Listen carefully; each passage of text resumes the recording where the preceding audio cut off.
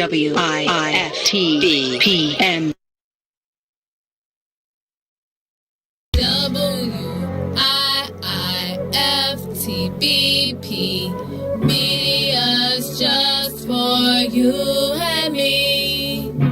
WIIFTBP. Media's just for you and me.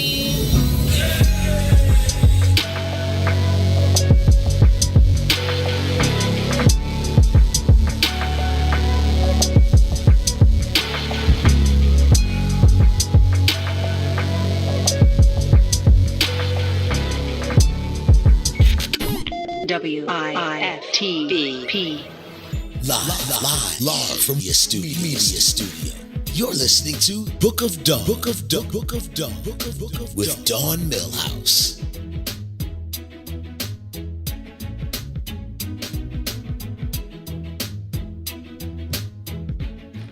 Hey, WIIFTBM. Welcome to the Book of Dawn. Thanks for opening your book this morning. My name is Dawn Milhouse. I am the host of the Book of Dawn. What is the Book of Dawn? The Book of Dawn is all about culture, entertainment, music, what's popping in Chicago and all over the world from the quite frank and insightful perspective of moi, Dawn, a.k.a. DH, a.k.a. Teflon, a.k.a. Dawny, a.k.a. Lady Milhouse, and a couple things I can't say. Well, actually, I could say it because, freedom of speech is alive and well here. I am Dawn Milhouse, the host of the Book of Dawn, 9 a.m. on your weekdays. Hey, they challenged me and gave me the hardest slot in the whole day. And on everything, in my Chicago voice, on everything, I'm a rise like the phoenix. Amen? Amen. And with good morning, sunshines. Good morning. I'm sorry. Good morning, sunshines. Good morning, nephew Ron. Good morning, TT. Mary Q Angel. I like that because I like Ralph Angel. Because y'all know that Queen Sugar is coming back, and our boy Dondre is back on this season. So we actually are going to have another conversation with him in February. So I'm excited about that. Today is January 28th, Thursday, 2021. It is currently 17 degrees outside, and it is going to be a high of 23. Very little precipitation. Thank God for Jesus. We are cooking with Chef Satia today. 57 North is the name of her company. It has a really interesting story about why it is called 57 North. Tap in. Tell all your Cabrini people. We got us a for real Cabrini baby. It's if she would be surprised if she saw her neighborhood now. They still call it Cabrini, but it is not what it was at all. It is National Lego Day. I love Legos. I'm actually still a Toys R Us kid. I love Legos, and I love Legos and Legos, but Lego Day, and it's also National Kazoo Day. The babies probably don't know what a kazoo is, so I'm gonna let that slide. I'm not sure that they know what a Lego is. Yesterday was National Spouses Day. I hope you posted your spouse or your helpmeet or whoever. Don't get in trouble.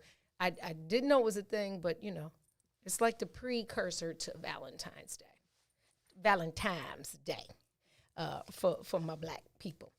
Chef Satia is Chicago-born, Cabrini Green, baby, who is the founder of Sushi, S-O-U-S, She.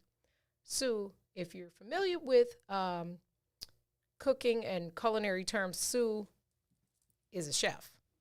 Get it?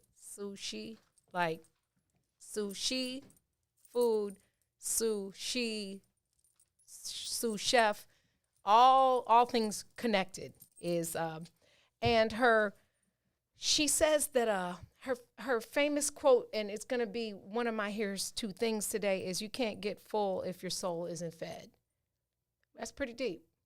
I agree with that. She has always loved to work with food, of course, It started when she was a baby, and from the loving cooking and tutelage of her grandmother, who, I have to tell you, I share the grandmother. She's my cousin. She's my cousin, but, like, she's legit. Not that all my cousins aren't legit, but, yeah. Satia Frazier North is my first cousin and well-established out there in California and waking up early to cook with us. We're going to have her tap in just a minute, but I bought my apron because we're going to be cooking. And my apron says, of course, there's a champagne glass on here, and it says, Mrs. Always Right. I should wear that around here because I am always right. And it you see, blingy, and it matches my mask. I have, I'm extra matchy. So she's going to join us. We are going to postpone our interview with Angela Martin for another week. Angela was involved in a minor fender bender, and we want to make certain that she is completely healthy so that she can circle back with us on the Book of Dawn. Keep her in your prayers, because when y'all hear this little powerhouse sing, you're going to know why she was a 3-time American Idol. Before we take a break and bring Chef Satia in, I just want to, I'm sure you know, but I want to say it again. You remember the poet laureate Amanda Gorman from the inauguration? She signed a modeling deal. The powerful little black, what? Yeah, she signed a modeling. She signed with an agency. I thought that was super dope. She's definitely a pretty girl. So I am glad they finally knew. I started following her on Instagram, and I'm go down this rabbit hole really quickly, but I'm going to talk about it more tomorrow. How come the people that are most on Facebook and Instagram always try to act like they're not? Why do they act like it's, you are, because I wonder if you still know yet that people can see your activity. Like, Called stunning. it really, like, stop. You don't have to. You ain't got to lie, Craig. Like, you don't have to lie. It's okay. It's okay to be on social media, but they have this, like, I'm not on that. It's not a thing. You don't have to be ashamed. You don't have to be ashamed. You can actually be on social media. Like, it's okay. I'm related to some of those people. I don't have a Facebook, but you know everything about what's going on Facebook. Why? Like, I don't. You don't have to be scared. You don't have to be scared. Tell your friends to tap in. We're about to cook some lobster. I don't even know how you pronounce it. It's Tom Kha. I'm sure I'm probably pronouncing it wrong, but I'm sure she'll correct me on Not that. Mrs. pronounces everything correct. Yeah. I stand corrected, but Google it. How you pronounce it? It's Kai or K. And since I said I was gonna not talk about this today, but I'm gonna start with it, and we'll finish it tomorrow. I peeped the Salt and Pepper movie yesterday. Why did I waste my time? I was angered. I was angered for 2 things. Well, for a lot, but for 2 good reasons. Peppa, in one of her lines, said something about being skinty. And I'm saying to myself, in the 90s, we weren't saying that. That wasn't like a thing. And then they made a reference to TMZ. TMZ was not around in the 90s, just so you know. Like, we didn't have social media. Like, we didn't have a book. We didn't have TikTok. We didn't have none of that. Like, National Enquirer was the only source of gossip and or celebrity news other than Arsenio Hall and Video Soul. Like, so you lost me right there. And then they took credit. I don't know if this is true. I would like for somebody to do the research. They took credit for the asymmetric hairstyles.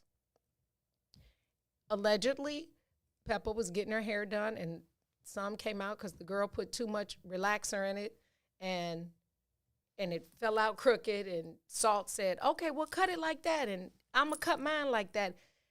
That's a huge thing to take credit for if you did.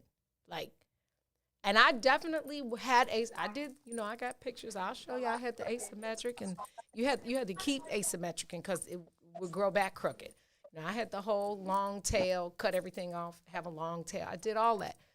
But I don't know. Hey, that's smart to jump on though. If nobody's claimed it. Well, yeah, but well, here's the thing. I hope you don't go back. So I don't want to go back. It was too hard. It's too hard to manage. Yeah, I don't want to go back to that. I have to turn you off. I love you. Picture of me when I had my hair. I guess you could say it was a mullet. Because it was all short, and right here it was like the thing. Me and my girl Michelle, we was right here, and we let it grow right here. So it was all short, and right here it was long, and it was long. So I guess technically it would be like a mullet for black girls. But I looked like Al B. Sure. And my oldest daughter used to be, whenever Al B. Sure's video would come on night and day, and my baby would say, "Mommy." I'm like, oh, I probably should grow my hair back because I am not Al B. Sure. But yeah, somebody find out if they are responsible for the asymmetric. I feel like some dope stylist in Chicago should have credit for that. So I need some research work done. Anybody interested in researching, please do so. We're going to take a quick break and see if Chef Satia has popped in and come back and get to cooking. We'll be right back. WIIFTBPM. Hey Chicago, you know we've all been impacted by COVID, especially in our communities. Help protect Chicago. We need everyone to stay safe and get the facts about the COVID-19 vaccine. Visit the What's in It for the Black People Media Facebook page and www.chicago.gov/COVIDVax for the facts. Introducing your trusted source for high-quality Black emojis, better known as Blackmoji. We believe Black is beautiful, and that beauty should be reflected in the digital market. Now there is an app that does just that, starting with Black Greek letter organizations. Blackmoji D9 offers more than an emoji app. It is a cultural experience of Black excellence. Download the app in the Apple or Google Play Store to access a specially curated catalog of emojis representing the Divine Nine. Use the emojis to celebrate Black Greek events, acknowledge current events, support social causes, and learn about esteemed Black Greek members who blaze the trail of Black history. A portion of every subscription goes toward a scholarship fund specifically for members of Black Greek letter organizations to help keep the legacy alive. Download the Blackmoji app today. Baby, let me steal it. I gotta steal it. Don't you wanna steal it? I've got to see you somehow. Not tomorrow, but right now. I know it's late. I can't wait. Come on and steal it. Steal it. Don't wanna keep thinking I might change my mind. Everybody's sleeping. Let's not waste any time. I know it's late. Oh, I can't wait. Come on and steal it. Oh, steal it. I know that it's wrong meeting you this way. There's no other way I can be with you. If only your folks would approve. Things like this we would have to do. Oh, I won't tell no one else. I'm gonna keep it to myself. I know it's late. Oh, I can't wait. Come on and steal it. Oh,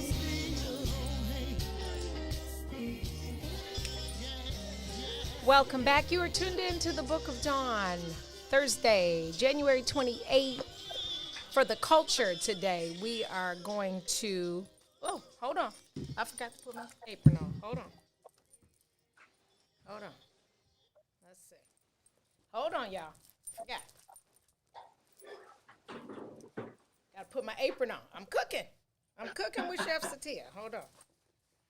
God, I forgot about this. Dang it, Gina. Hold on. All right. Okay. I forgot my chef hat at home, but I had to bring my apron. Sorry. Good morning, Chef Satia. Welcome to the Book of Dawn. Good early morning. It's 7:20 in California, huh? It is. She said it is, looking like Inez Frazier, Jesus. Chef Satia North is an executive chef and owner of 57 North Events and founder of Sushi, specializing in global, Southeast Asian, and Southern-inspired cuisines. She is a member of the American Chef Federation, United States Personal Chefs Association, Association of Nutrition and Food Services Professional, and Black Women of Political Action. Chef Satia, I told them that tell her to turn down her what? Turn our computer down a little bit. Oh, turn your computer down a little bit, Her audio. Satia. Your audio.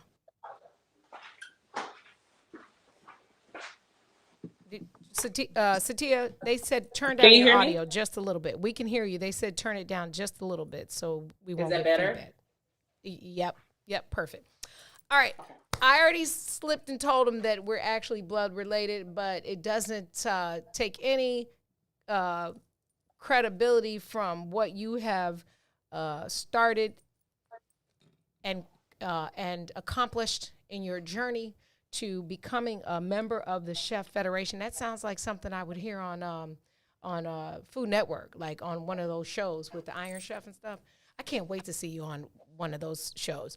But Satia, tell, for the people that are viewing, start with your story. I have shared mine, but I want you to start with your story, from Chicago to downstate to California, and how cooking became such a passion of yours, so much so that you pursued it, and now you give back to charity and do it for a living. Right. So I know you already said, but I grew up in Chicago. My cousins always say, as you call them, the baby cousins, that I just have an affinity for Chicago, and I do. I mean, my company's named 57 North, so it's how I get home. But we left Chicago, I was probably 12 years old, and we moved down to Southern Illinois. And for those of you who don't know, like, you grew up in Chicago, we didn't grow up around a lot of white people, but if we did, we didn't notice. So it was a shell shock, to say the least, to go from Chicago down to Southern Illinois. Yeah. And the difference was that Chicago encourages excellence. For us, when we were kids, we were always involved in something. Always. With the community, with the churches, with the schools, there was always something going on. And then we moved down to Southern Illinois, and it was just, no one could relate to us, to Betty and Donald's kids. Right. We were different, we were weird, but we were like these kids who just wanted more. There were some teachers who saw it, and there were some people who didn't understand it, like, like, what are you doing here? It was lack of opportunity there. So I constantly went back and forth to Chicago every summer. I just craved the city. I felt protected there. I felt safe there. So being down in Southern Illinois, we graduated high school, you got a job, again, because there was lack of opportunity. Right. So we constantly, I constantly would search for something more, and it just wasn't there. So I ended up getting a job in electronics, and I worked there for 10 years. Wait, I want to say, okay, so this is the difference. This happened to me, the end of the school year, and you have like a party. One of my girlfriends invited me. This is how the stark difference between Chicago and then what I went to. My girlfriend invited me. She said, you want to go make some money? We can go work with my grandmother and go make some money. So I'm assuming maybe her grandmother works in a hotels, as a maid or something. and we were going there. We ended up down in Cobden where they farm. And so I see them like picking strawberries. I'm thinking nothing of it. Okay. They're picking strawberries. They're, picking grapes and all this kind of stuff. So I see her uncles and her grandmother down on the ground pulling, potatoes out of the ground. And I was like, oh, okay, well, this don't seem so bad. And then a white guy on a horse started riding through while they were doing this. And I was just like,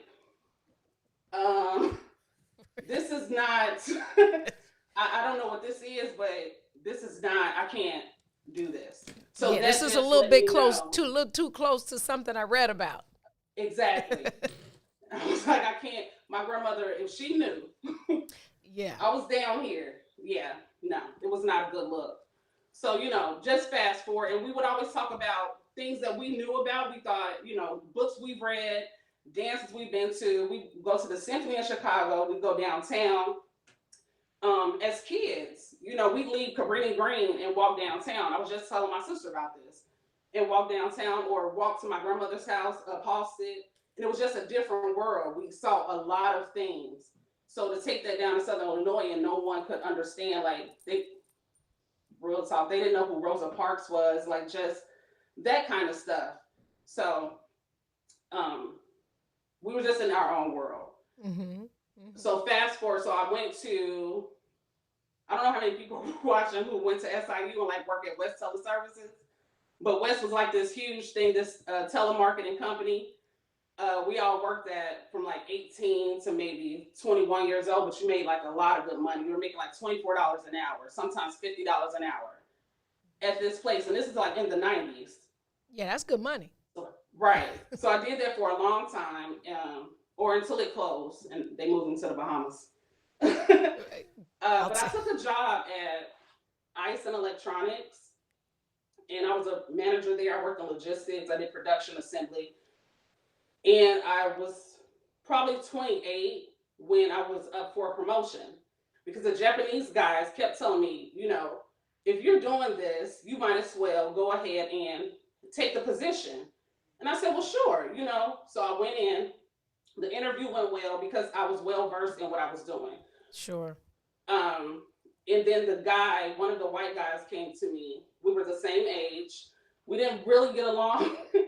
But the way he delivered that I didn't get the job stuck with me forever, for a long time, too long. But he walked up to me and said, they say you were qualified. They love you. They, want to continue to work with you, but we feel like you're too intimidating. And a lot of people that you work with feel like you're too intimidating.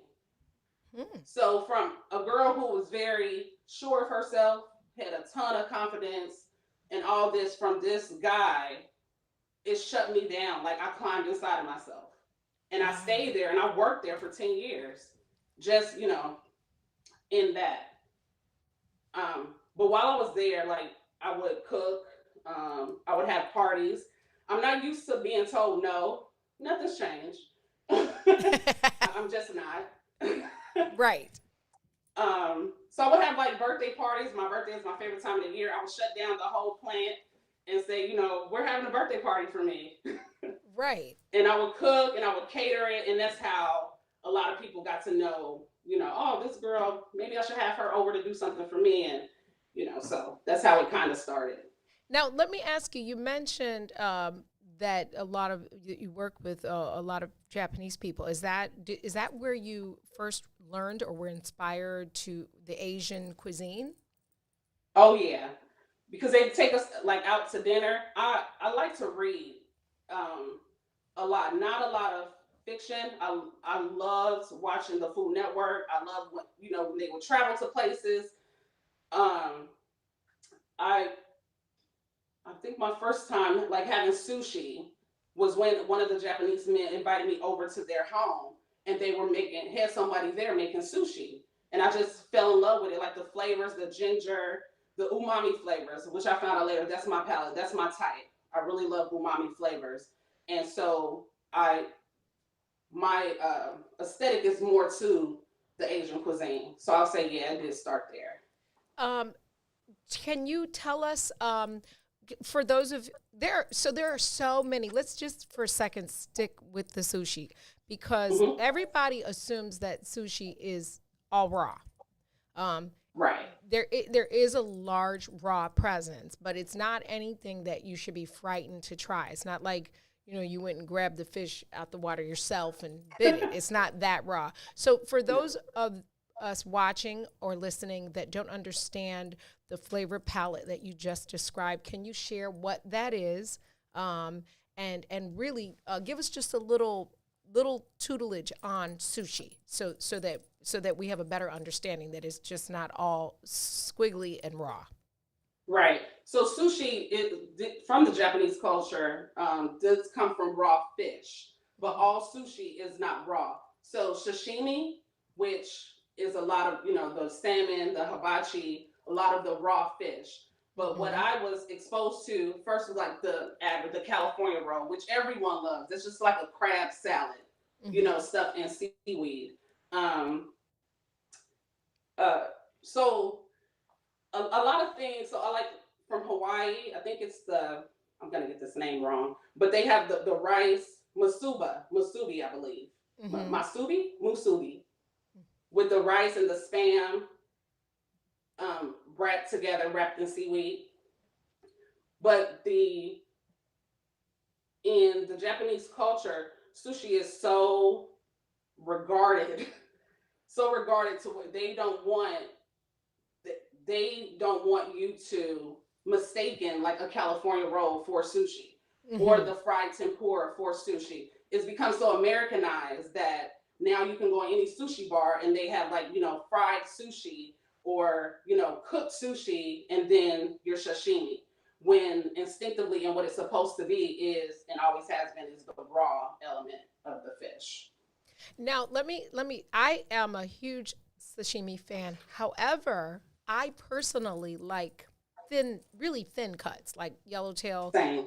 But why do they typically not cut? Why do I have to ask? Do you know if that's just like a standard cut?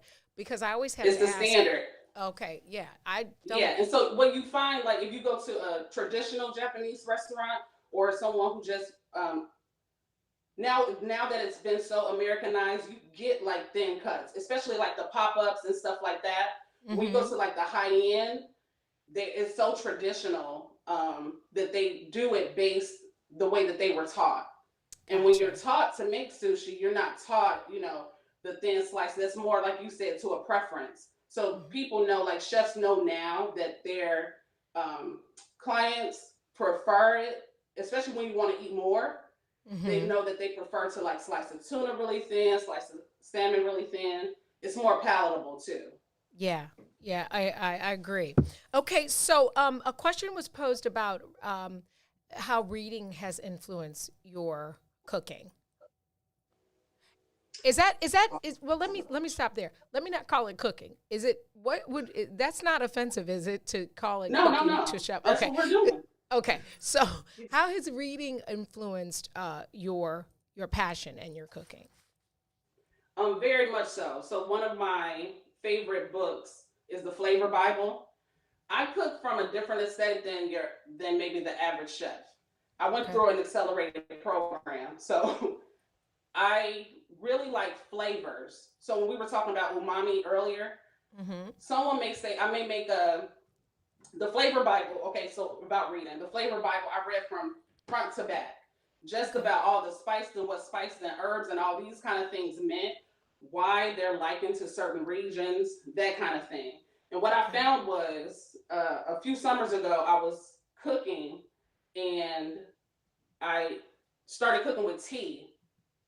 So when I go to like the Flavor Bible, it makes a ton of sense. Okay. That if I make a sweet potato mousse and I'm like, okay, well, it's missing something. I might boil some green tea and pour that in there to kind of, elevate the flavor. So I would say like the Flavor Bible. I love food and wine. I love pairings. So that kind of, and then reading a lot of biographies. Okay. So for me, Julia Childs is like my favorite. everything. Everything. And just so straightforward and matter of fact, and it's not that deep, it's not that serious. So I really like her style, her standard, and the way she writes about cooking. It's really relatable. Well, you know what? Because she actually loves food.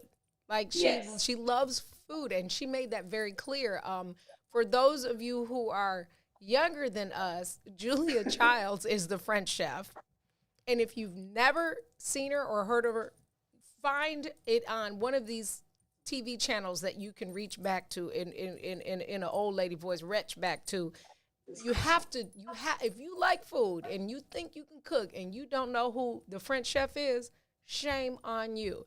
She was the first Food Network, because she was the only lady cooking on TV when we were little ones.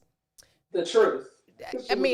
She was the absolute truth with her voice. I almost want to impersonate her right now, but I'm not, because half of the people here don't even know who I'm talking about. But, okay, so today did I pronounce it wrong? Is it lobster kai, or how do you pronounce it? It's Tom Kha. Tom Kha, okay. Yeah. So that is what we're going to prepare during this show. So I am going to let you get started. And your kitchen, by the way, is beautiful.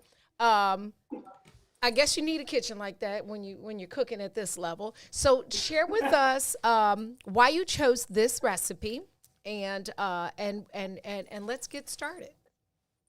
Okay, so for those of you who may not know, my love language is foot rubs and ginger. I love ginger so much. I put ginger in everything. And the reason I chose it is because it's really, really easy to make and quick, but it is so bountiful. It is really, really delicious. It's creamy, it gets you full, and then it has all these notes: the sweet, the sour, the creamy, the spicy, depending on how you like it. For me, I think I put on the recipe, like, you can add more ginger. I add a ton of ginger.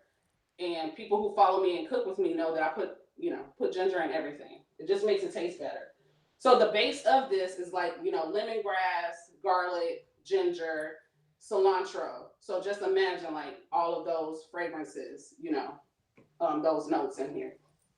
So umami, we were talking about earlier. So these are a lot of umami flavors. Like mushrooms is umami flavor. Parmesan. When I saute onions and mushrooms in a pan, and that smell you get of those peppers and all that stuff, that's umami. So for those of you who like that kind, that have that sort of palate, that's what it's called, and that's why you're drawn to that. A lot of woody flavors. Mm-hmm. So is umami? Would it be fair to say kind of savory? Umami is savory. Okay. Yes. Okay. So in here, I'm going to put in the lemongrass. You want me to go ahead? Sure. Okay. So I got lemongrass, ginger, and what I have in here is a strainer. It's easy to discard it later. Okay. Because all you want is the flavor out of it. You don't want it in the soup. Okay. And then garlic. And all that does. So then I made lemon zest and then lemon juice. So what I do is take the lime and I put the lime in there. If you don't have the leaves or the lime juice, you can just use this because you're going to discard it anyway. Chef, can you tell us, for those of us that don't know, the difference in having lemon juice versus zest, or lime juice versus a zest from a citrus? Right. It's important to have both. Lemon zest, well, all the zest, you get more bang for your buck. Okay. So if you're using lemon juice and something calls for lemon juice, I would say, zest the lemon also and add it to it. It just elevates the flavor. It elevates the palate, and you find often people are wondering, what is that? Because it doesn't always taste like the lemon. It doesn't always taste like the lime. You just know there's something extra in there. Okay. And it would also be fair to say, for me, when we opened the restaurant, mm-hmm. the experience of eating starts with smell and sight, way before you get to the taste game. And so if it smells good and then is presentable, it really adds to the experience of eating. Right. So when you talked about like the lemongrass and the cilantro, those are distinct smells that like basically engage the senses. So Right. it gives you It's that. definitely Okay. gonna wake the house up. Yeah, I like It will that. wake the house up. I like They'll that. come slowly and surely, like, what is that? And I can't quite call it, but it smells good. Yeah. And this will Now, be a soup, and it'll be gone. A lot of things. You can make the same soup and leave out the coconut milk, and it's called tom yum. oh, interesting. Is there Yeah. why is that? Is Just the coconut, the cream element. Gotcha. It's just the cream element. Traditionally, they use chicken, but I love lobster bisque. But because I don't, always I like the lemongrass and the ginger and stuff like that. It's like, oh, okay, well I can transform my lobster bisque into a tom kha, but instead of using chicken, I use lobster. Okay. So is this bisque-ish? Is this tom kha like a sort of kind of like what we would call a bisque or chowder or different? Yeah. Okay. Yep. Okay. It's just like I would call it a bisque. Okay. If you put less liquid in here, so what I have in here, I have 6 cups of seafood stock, so you can lessen it and put it in there, or add potatoes and kind of puree it to thicken it. But I don't do that. I like it's like having a really good chicken soup or a really good hot toddy. It give you all of that same feelings. Okay. When you have this, as opposed to the bisque. Now, in a bisque, of course, you can put ginger and lemongrass and all that, but that takes away from it being a bisque. As Okay. opposed to being centered in Thailand. Oh, gotcha. Okay. Yeah. All right. Now, let me ask you this. There was an ingredient that you put in there that you said you would strain out later. Was that the lemongrass? All of it. So you're All gonna of it, discard it. So if you look, most times people put it all in a cheesecloth and drop it in. It's just like making a bouquet. So we made a bouquet, but instead of pouring it out, straining it, if you just put a strainer in your pot to get all the flavors out, and then you can take the strainer out and then continue to make the soup in the same pot. I see a lot of people go from pan to pot and pot to pan. Again, if people like cook with me and they know me, or if I'm doing a virtual class or a cooking class, that I try and stick to one pan because that pan is seasoned. It is so delicious, and you're leaving a lot of stuff in there. So if I transform this and then poured it in another pan, I'm giving up a lot of the flavor. Ah. It's okay. Off subject question, since you said seasoning, can you explain the concept for those who want to cook but don't really understand the seasoning of a cast iron skillet? Yeah, that's important. I have maybe 12 cast iron dishes and 1 Dutch oven. But yeah, it's so important. So just talking about like the seasoning of a pan, if you think that's why the cast iron skillets are like handed down generationally, because that's a good seasoned pan. And if trying to see, I probably have one in there right now with like the fish grease in there, and I pour that out and just clean that out. And you don't put soap in it. If you have to, then I would say like clean it really, really good, wipe it out, dry it out. But if your pan is really good and seasoned, you wouldn't have to. Things don't stick to it. It has this really good, as you said earlier, like savory feel about it. No matter what you cook in there. I put grits in there. You were talking about doing shrimp and grits. Maybe I should do that. I do like maybe 20 variations of shrimp and grits. I'll make like a basil, depending on what we're having that night. I make a basil grits with like turkey. So when people are looking for starches too, since we're on that topic, don't shy away from like having grits at dinner and having couscous and rice and all of these things at dinner time. There's a lot of things we always like rice and potatoes, but there are so many other foods out there. And so let's jump nationalities. Polenta, which is similar to grits, but not the same as we're talking about real grits. We're talking about granny's grits. Right. And polenta's a good one. I love cooking with polenta. Yeah, it's good, but it's a little bit thicker. It's a little bit almost bready to me. Is that I don't. Yeah, Maybe that's it's from just me. a little bit of more flour. It's a more floury consistency in there, so Yeah. it thickens up quick. But what I like about polenta, well, now I do it with grits too, is that when you have the polenta, you can put it like in a pan and make like polenta cakes. I fry them, I saute them, stuff them, or make Napoleons out of them. It's polenta is really versatile because it sticks and it's thicker. Is would it be fair to say that polenta and or grits are kind of like the potato of the breakfast family? Because it seems like if you add, say, the cilantro or a flavor to it, it would absorb it, kind of like a vodka, like the vodka Right. food. Is that fair to say? Yeah. Okay. All right. So you got right now you have ginger, garlic, lemongrass, lime zest, lobster stock. What is this? Kefir leaves? Yes, the kefir leaves or just lime or lime zest. If you don't Okay. have the leaves, you can use the lime or the lime zest. What is a kefir leaf?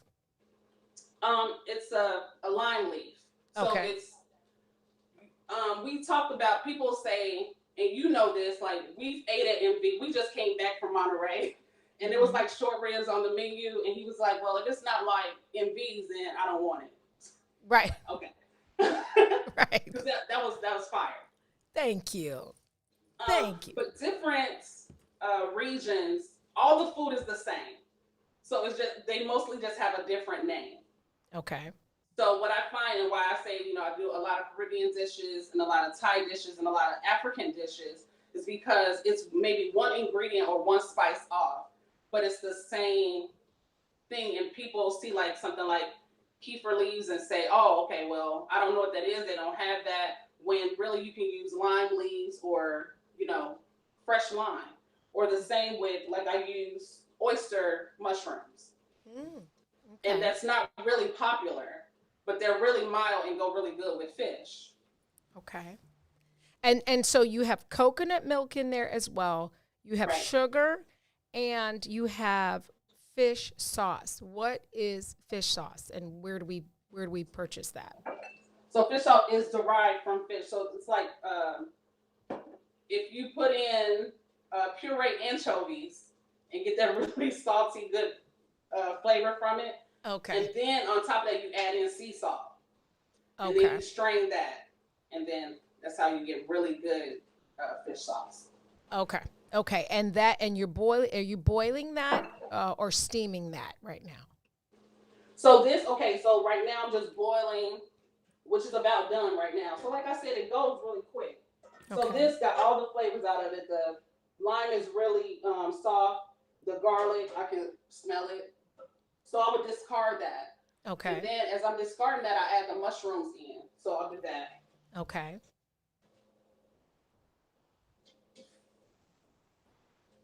So this is like a hearty, almost like a hearty bis. And it's like cold outside.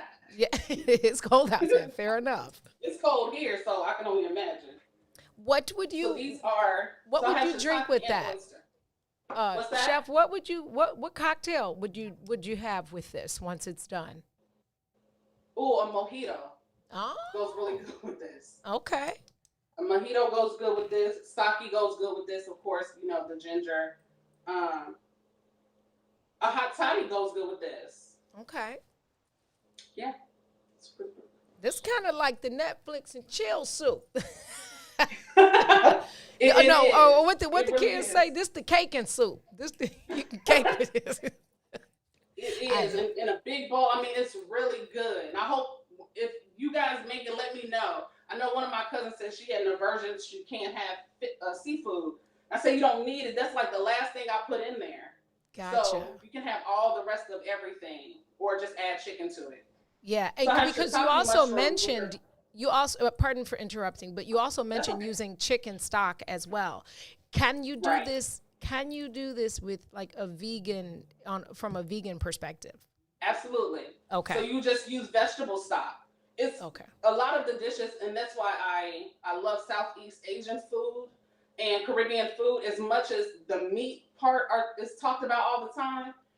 every dish, because of the spices, because of the herbaceousness of, the flavors that they have, you can eliminate meat out of almost anything. Okay. They were talking about on one of May's shows, they were talking about gumbo. And I love gumbo. But the reason I love gumbo is not because of the seafood. The reason I love the gumbo is because of the Holy Trinity and the roux and, all of that stuff. So it's not, the shrimp, albeit it's delicious, but it's not when I taste gumbo that I'm looking for the seafood or looking for the sausage or the chicken. Gotcha. Wait, Mays was talking about it. Did he mention mine? Because if he didn't, I'm gonna fire the boss before his birthday. It was on one show. They were talking about vegetarian foods. Okay. I don't know what show it was. All right. Look, because I was about to fire the boss. They better talk about my gumbo. That's what they better do. Gumbo fire. We hit that. Oh yeah. Hey, It's spicy. It is spicy. But it's good. It's one of those soups that's good for today too. See? Yeah. With that gumbo with the heat. Yeah. Get that chest right. It will get your chest right and have your little whiskey, a little bullet and lemonade on the side. Okay, so you've added your mushrooms. You mentioned what kind of mushrooms did you say those were? Okay, so these are shiitake. Okay. And shiitake is really meaty. Okay. And really woodsy. Now, I would say if you don't, not really big into mushrooms, like chop them down really good, but I like it. I like to pick up the big mushrooms in there. Okay. So this one is more meaty and woodsy and kind of stands on its own. Okay. So like I said, you can add everything else, leave out the meat because the shiitake in there, that's it. Your coconut milk, some fish sauce at the end, and that's the end. But if you want to keep going, the reason I'm adding the oyster mushrooms because they are beautiful to me. They are so unique and weird and look like, big ears. It's not your wood ear mushroom, but it's really good. And it's so mild that when you put it in something, it takes in all of that flavor. But the thing about the oyster mushrooms too, is that it works really well with seafood. Oh, gotcha. So you want those in there. Okay. And then always have a wooden utensil. I get on people, I go in the kitchen. If there's one thing I would say to have other than cast iron is wooden utensils. Okay. Somebody is asking, what is the Holy Trinity? Oh, the Holy Trinity derives from Creole cuisine or French cuisine. It is, put me on the spot. Celery, onions, and bell peppers. Yes. That is the Holy Trinity. So you have your mirepoix, which starts out any gravy, soup, which is the carrot, the celery, and onion. Okay. So you have, that's the difference. The pepper is the difference. The bell peppers are the difference. Okay, so mirepoix and the Holy Trinity are similar, but different, different ingredients. Okay.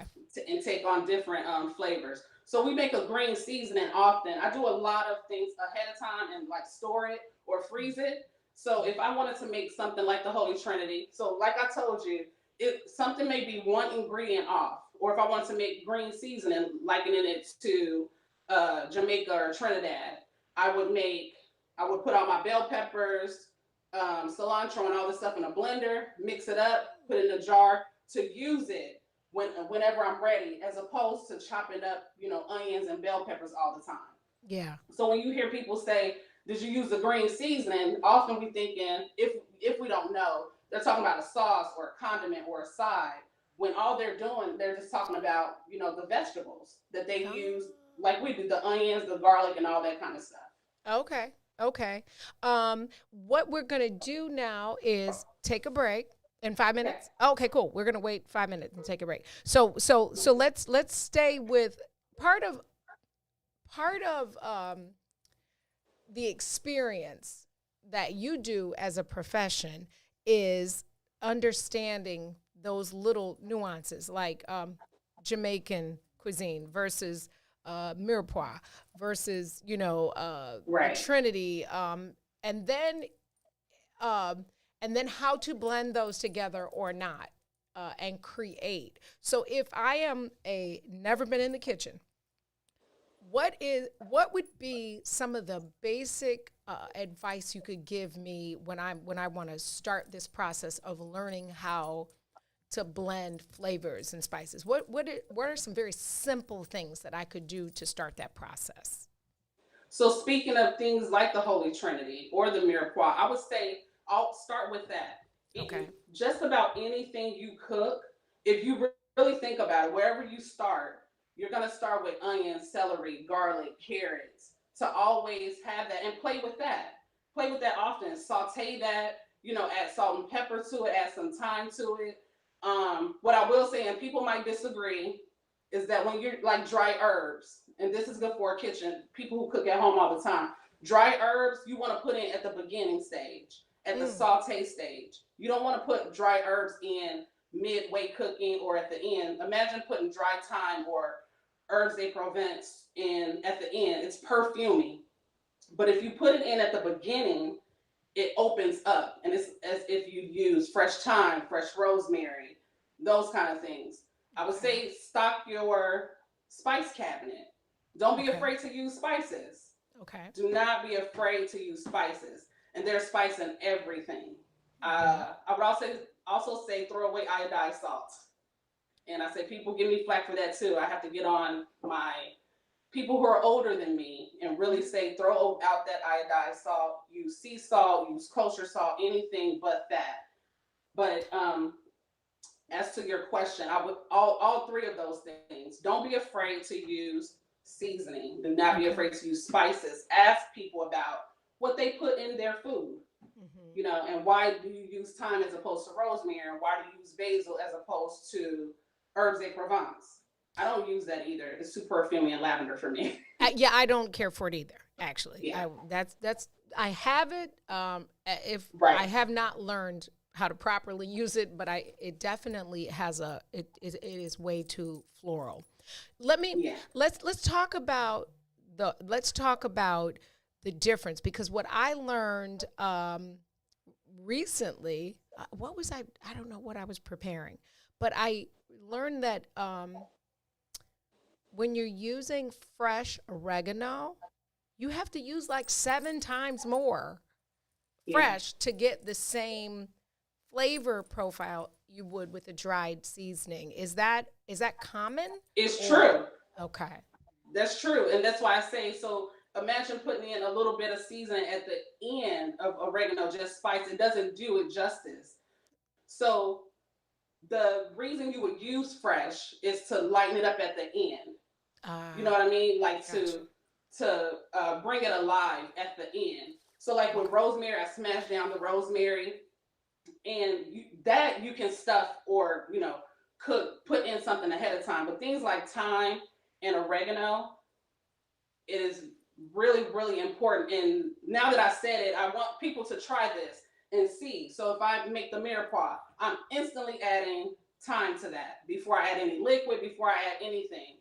If I made the basil grits and I had the butter and the garlic, and then I put the thyme on top of that, or the dry basil, and put the fresh basil in at the end.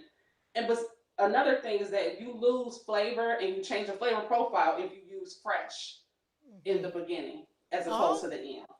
Did not know that. Okay, we're gonna take a quick break, and then we're gonna come back and learn more about flavor profiles and seasoning. And this is fun. I wish I was in my kitchen right now. I hope somebody's making it. And if you are making I know. You guys, if you're making this, email the pictures to me or post them on What's in It for the Black People Media page, or post it on my Facebook page. I want to see if you've already made it like in advance, or if you are working, let's see your pictures while you're working. We want to see that and see if it ends up looking like Chef Satia's. Hashtag the Book of Dawn. So I want to see it. Hashtag that. Say that part. Hashtag 57 North too. But we're going to take a break. We're going to probably listen to some cool music by Dante Hall or Donnell Jones. And then I got a joke. I got a joke. It's good today. It's a good one today. So get ready. We'll be right back. WIFTBPM.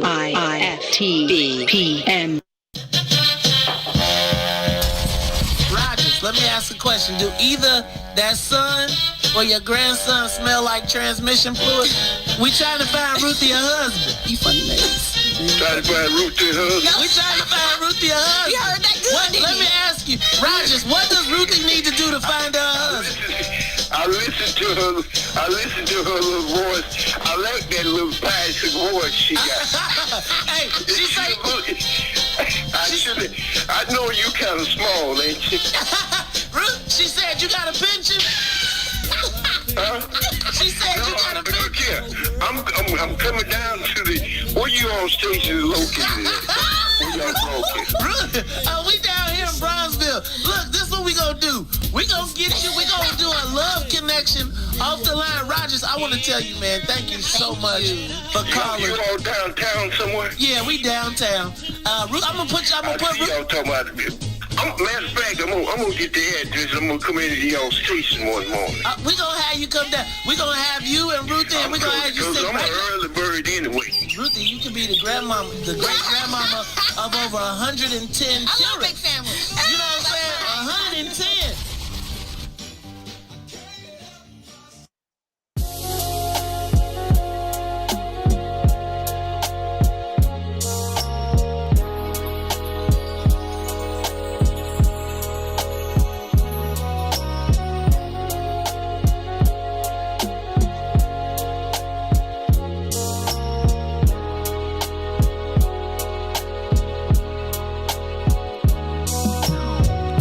You gotta know that it's over. I gave all of me. My heart is empty. You promised you would change. You said forever you and me. Look at what you've done to me. I'm torn apart. I'm picking up the pieces you left to me. How selfish could you be? I gave you the world, and you still couldn't be deep. I forgave you when you cheated. I guess it didn't mean a thing.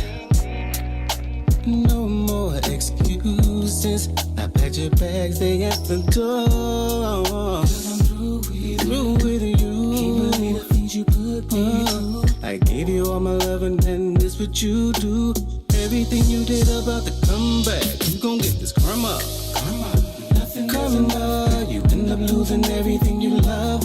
You about to get it. Every single dude from every single thing you know. You gon' get this karma. Ain't no escaping that. And everything you did is coming back. 'Cause payback's a dog.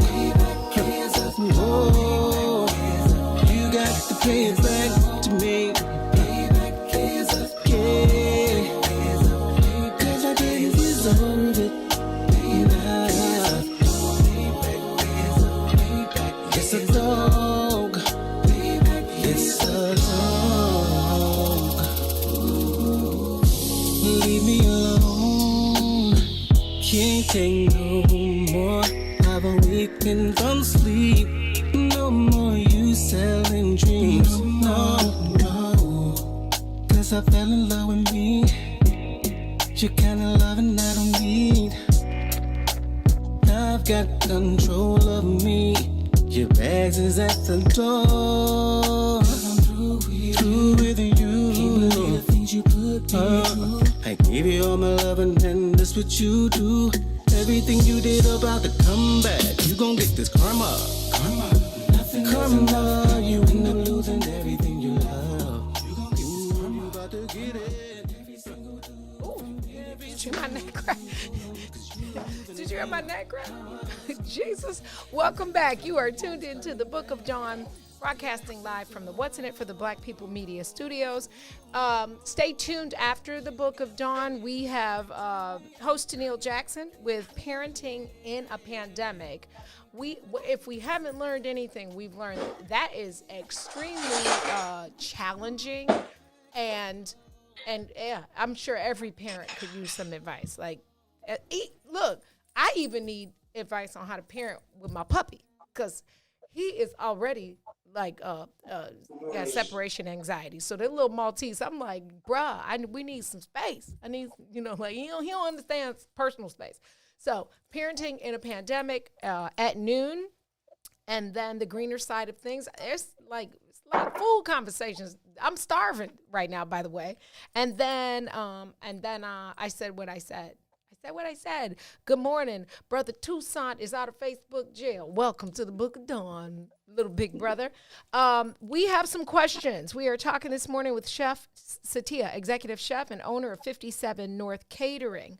A couple questions. The first question, Chef Satia, is how do you store mixed dry herbs? I would wrap it really tight in saran wrap and freeze it. Interesting. Well, not just a baggie, huh? Not just a Ziploc. No, I'll wrap it really tight in saran wrap and then a Ziploc. You want to keep it together and fresh. And I wouldn't necessarily chop it either. I wouldn't chop it up or cut it up. Keep it whole. Okay. If you're chopping it, use it. There's no sense in chopping it. Now, the seasoning, when we're talking about seasoning, we're talking about peppers and bell peppers and garlic and stuff like that. That's different. Okay. Than the dry herbs. Okay. Or the fresh herbs. Now, I personally, I've had this debate. So I have two questions. I've had this debate with my brother from another mother who also makes gumbo. He uses frozen vegetables. I use fresh, and he has the audacity to tell me his tastes better. I'm like, it can't. There's no way that a frozen vegetable can give you the same flavor profile as fresh. Would you agree with that or not? No. It depends on the vegetable. It does depend on the vegetable. But I like frozen vegetables. I do. And don't come pulling my card, I use frozen collard greens. I put collard greens in everything first, by the way. Even this soup, I would throw a bag of collard greens in there. Because they pick it at the height of its freshness. Okay. They do. Now, so tell us, share with us, because I don't feel like all frozen anything is equal. Are there certain brands? What brands are you? Because I'm not. I don't really do a lot of frozen. I definitely use frozen fruit in my smoothies. But are there certain brands that are better than others for frozen veggies and things like that? There's certain brands I wouldn't use. I don't know the names of them, but there's certain brands I wouldn't use. I look and see where things are sourced. It says it right on the bag. Okay. It's important to see where things are sourced. It's important to see the ingredient that preserved it. I would say organic is best. When I get my vegetables from Whole Foods or the farmers markets from the sources that I know. Gotcha. So I'm in California, and freshness is in abundance around here. But when I get the frozen, I always look to see how it's preserved. Okay. Sometimes they'll even tell you when it was picked, where it was picked, the lot, all of those things. Okay. So for me, it's mostly the cruciferous vegetables, really green vegetables. I get frozen, and I get beans frozen. I don't know if I do, like onions and bell peppers. Those I don't do. Now, my sister, your cousin, my sister, Lisa, actually, I do black eyed peas old school, but Lisa uses the frozen ones, and I tried them the last holiday. I mixed them in with my beans, and it actually was pretty high. I was a little shocked. Because they pick it at its freshness. That's at the height of its freshness. I guess I always thought that anything frozen had sodium, and I was kind of running away from the sodium. So is that? So I guess knowing how to read the label is actually because you're right. A lot of them do, because the sodium preserves it. So a lot of them, I would say more than not, have a ton of sodium in there to preserve it, and then for taste. So I don't need you seasoning my food because I'm going to season it when I get home. So I would definitely say read the labels and know where it's sourced. Okay. Next question. This one is from me, and we still have some viewer questions as well. I have always been told that once you cut an onion, you use it or you trash it. I never heard that. I've been told never to store them because they absorb the flavor of like what's in the fridge. And I literally, okay, yeah, you're right. I did hear that. So I heard that. Yeah, so I like literally even if I don't need the whole onion, I'm not gonna use. I actually will sit it by the door, but that's probably something Granny taught me. Ain't no telling. Some Creole something. Next question is difference between wooden utensils versus the plastic, or the steel or the aluminum. Right. What is your preference and why? So it goes back to seasoning. Okay. It really does. It's a lot of cooking I do derives, and not intentionally. I am not classically trained. I was told I have a great palate. Okay. So that is how I judge things I buy, the things I cook with. I'll go to my parents' house or a client's house, and I swap out everything for wooden. It's better for your pans. Okay. It is. It moves the food around better. It doesn't have that chalk sound, the chalkboard, nails on a chalkboard sound.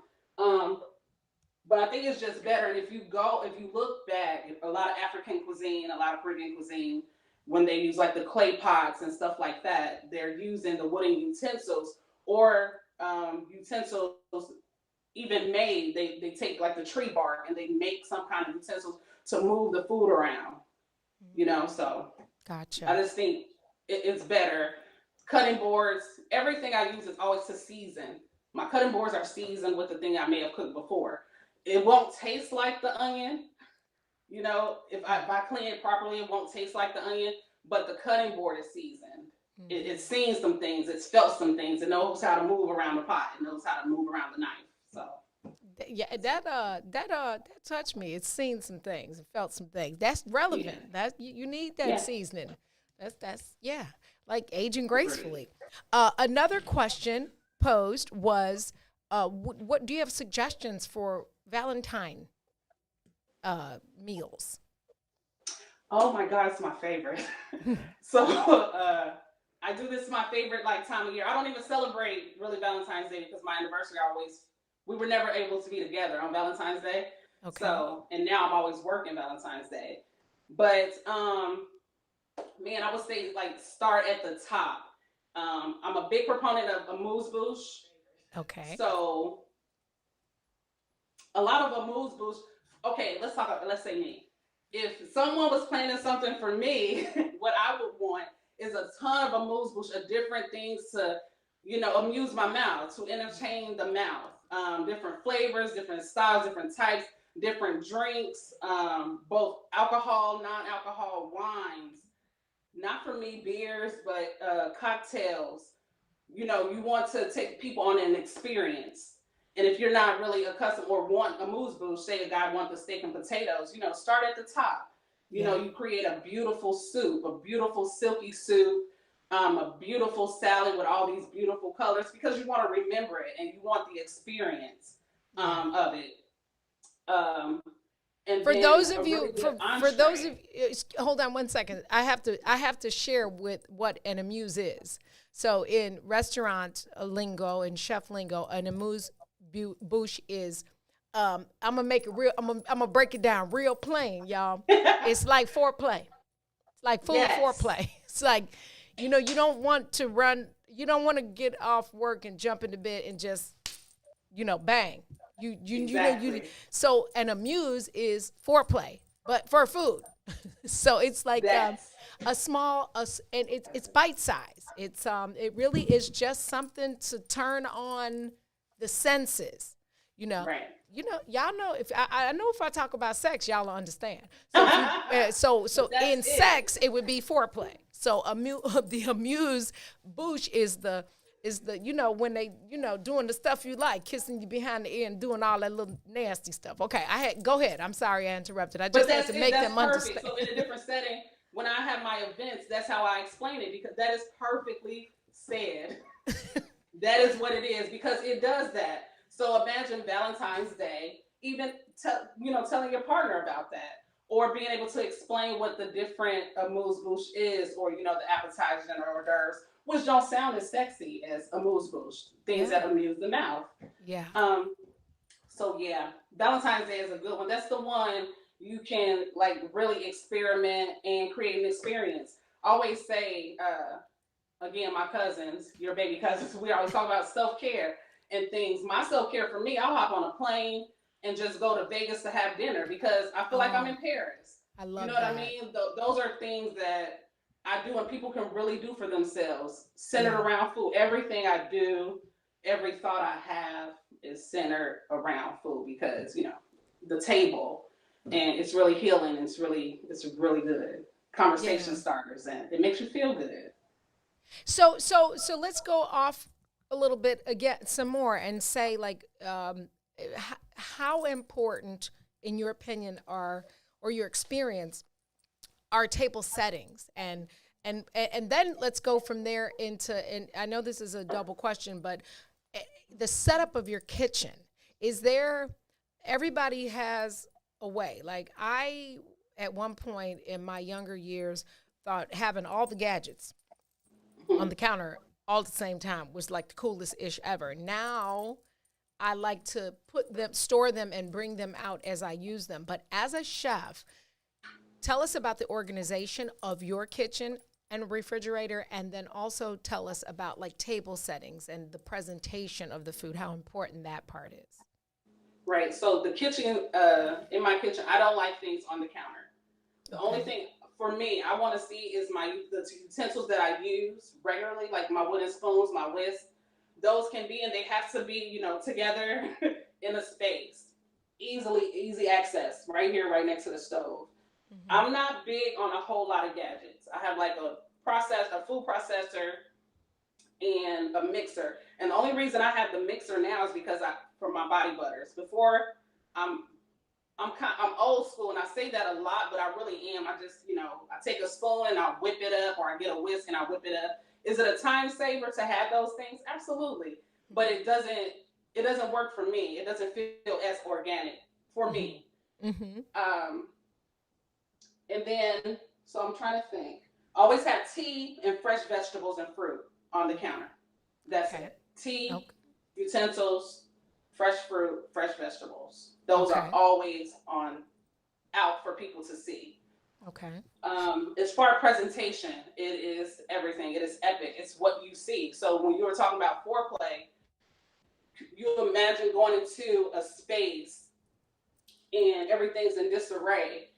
You're not getting turned on by that. You're not preparing yourself for the meal. But when you go in and you see the settings, you know, the spoons and everything shining and beautiful and, you know, in contrast with one another, that is so important. Presentation is everything. It's the beginning of the experience. It is the end of the experience. You mentioned fresh fruit and veggies. Tell us about like the lifespans. Can all fresh veggies and fresh fruit be displayed? I notice, you know, like I keep some cold, I put some on the counter, but are there some things that should not be, that stay out on the counter as it relates to veggies or fruit? Right, so okay, I'm looking here. Even my cucumbers are out because I know I'll use it. But cucumbers I would put in the refrigerator. Even my ginger, if I don't want my ginger to go bad, I buy ginger like 5 pounds at a time because I'm making ginger milk or freezing it or something to do with ginger. My peppers I leave out. My beets I leave out.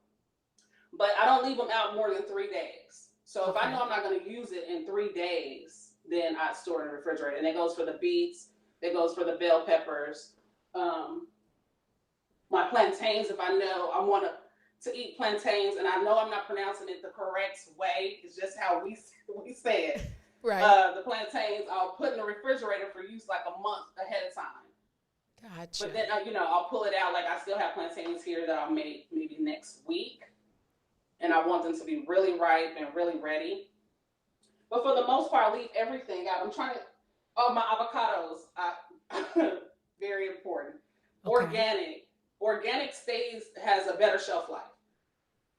My avocados go bad, I have to put them in the refrigerator if I'm not going to use them within 3 to 5 days. But what I will say like about avocados is that you don't always have to eat them in their element. Like I'll make a mayo out of it. What I consider mayo, and it's just lime juice, salt, pepper, and avocado. Do you when blend I know that? It's getting too soft and bad. Do you blend that together? I do, or I'll put in a bowl. And, Okay. yeah. You said avocado, lime, what else? And just salt and pepper, and make red pepper flakes. I like a little heat at the back end. Okay, and you blend that, and you kind of just that sounds good, like on a tuna sandwich or something, because the avocado has protein, right? Yeah, it's good on everything. It sounds like it. It sounds like it. Do you have suggestions for the beginner cook of what pot and pan, kind of what style, or we see all these pretty ones advertised. As a matter of fact, the other night I saw this new pan is being advertised by a top chef, and it's like it's not Teflon, it's not aluminum, and it's not copper. It's like a combination of all the three. And it's like the new as seen on TV thing, but some stuff is not healthy for you to use to cook with. Do you have a suggestion of like starter pot and pan, what we should be using? Right. So a standard for me, again, we go back to the cast iron. I'm not a consumer, so thank God I'm on the business side, because I see things like that and I'm not moved by them, because I'm like, that stuff don't work. But I have people in my family who see something on TV and they're like, get, and never use it. Right. But a standard, a Dutch oven is really important.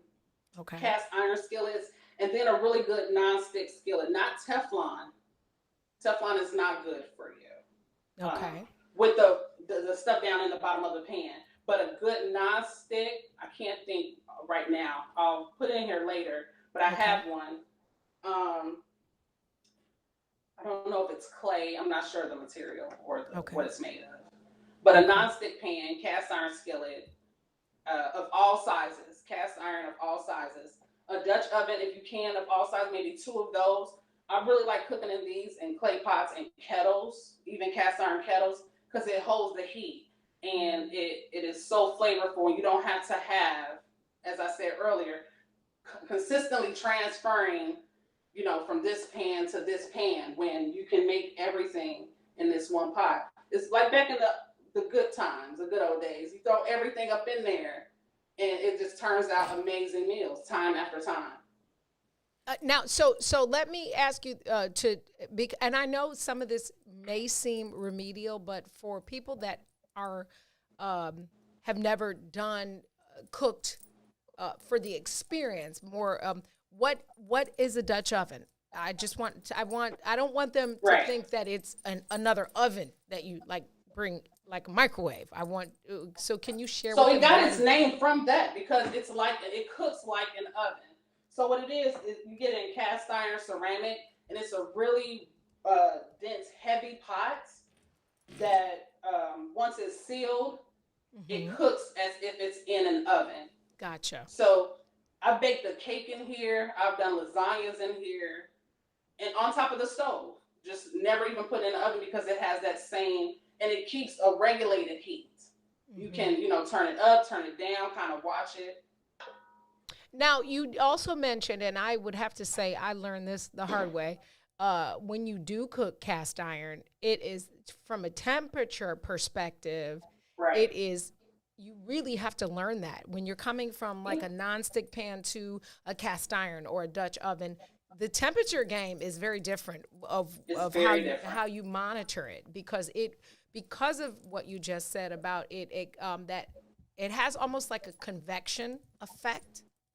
Exactly. In a cast iron or Dutch oven versus the nonstick joints you get that are really cheap that cook fast, but it's not an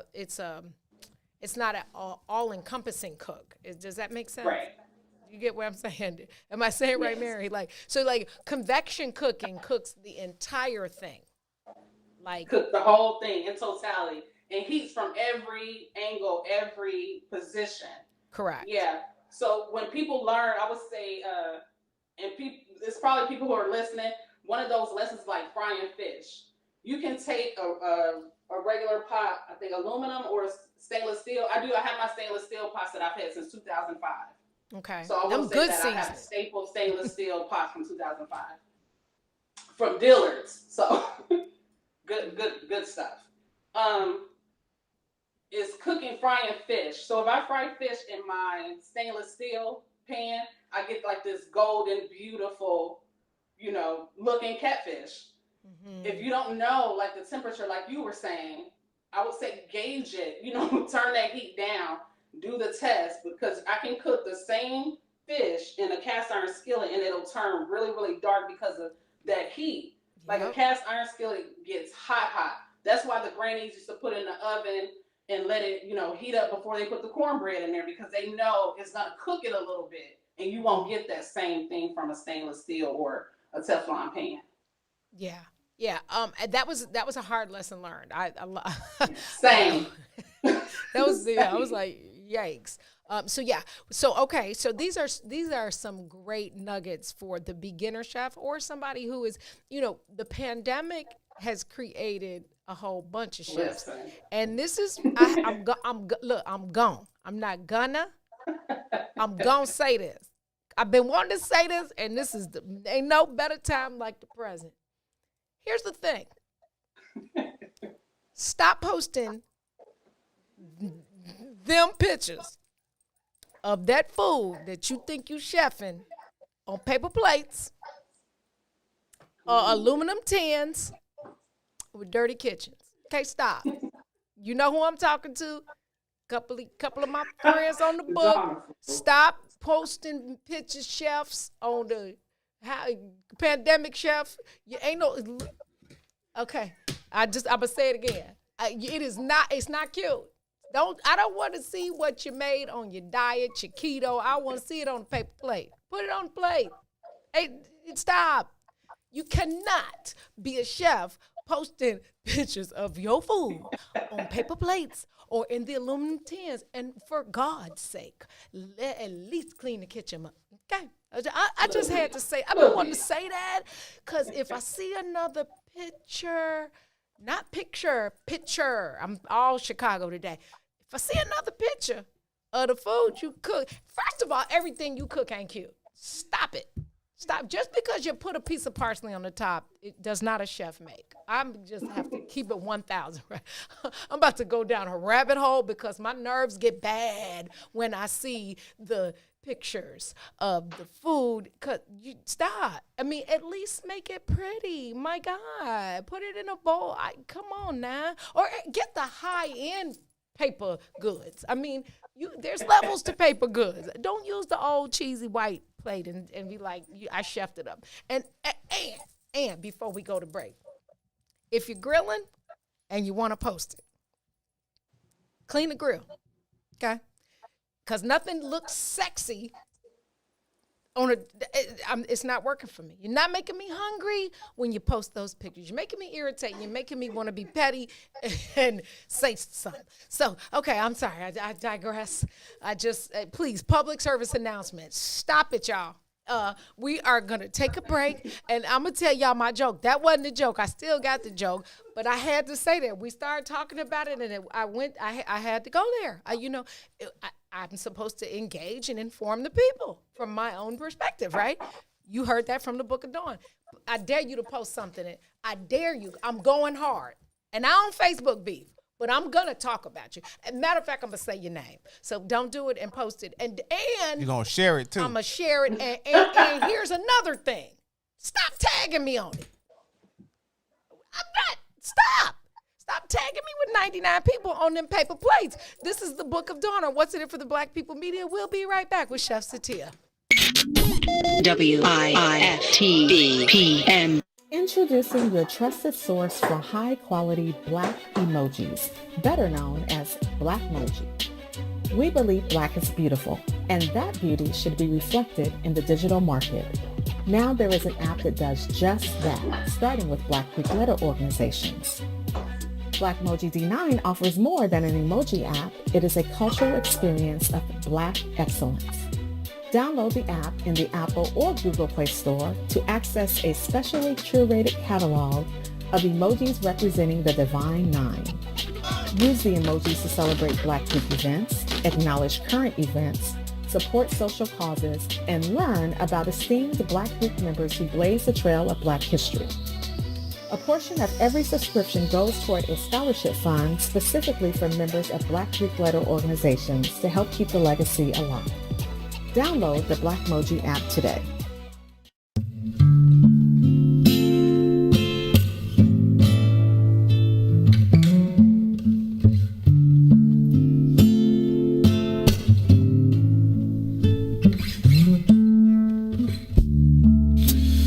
If I gave you my love, I tell you what I do. I'd expect a whole lot of love out of you.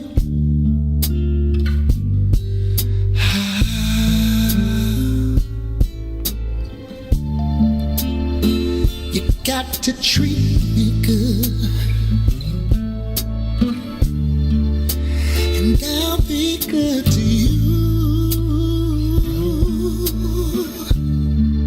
There's a whole lot of things you and I could do,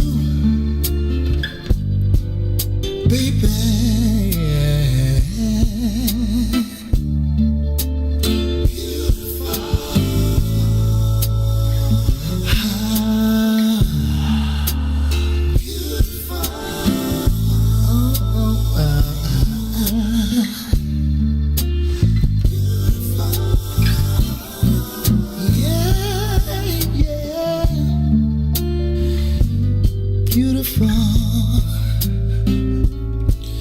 When you get right down to it, yeah.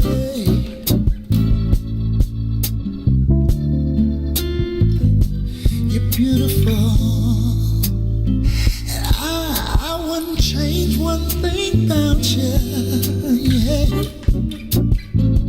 Oh, 'cause you're beautiful, and I don't mind telling the world about you, yeah.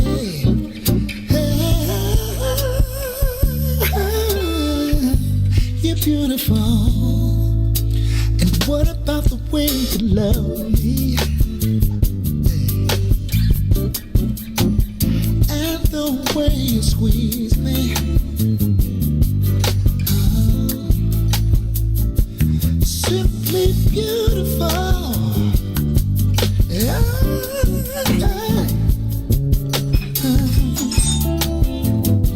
You're beautiful.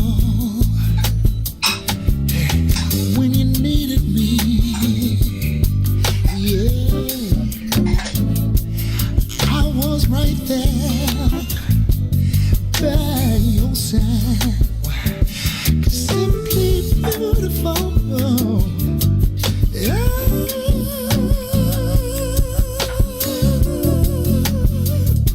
You're beautiful.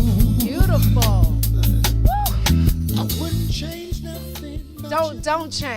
Don't change Dante Hall, because you're beautiful. Don't change a thing. Listen, new music this week. That's Dante Hall, y'all. DanteSoul.com. Check it out.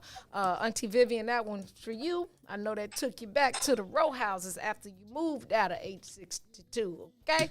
That one, that's the old school. Ryan, you back there on some real smooth. I love it. I love it.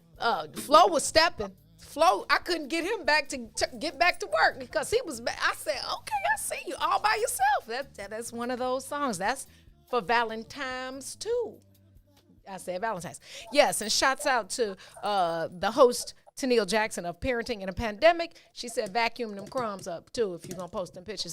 That's a thing, y'all. Like I'm not gonna say it again because y'all know that I'm gonna say it again. But joke of the day. Okay, y'all ready? Yes. Joke of the day. What did the mayonnaise say when the refrigerator door was opened?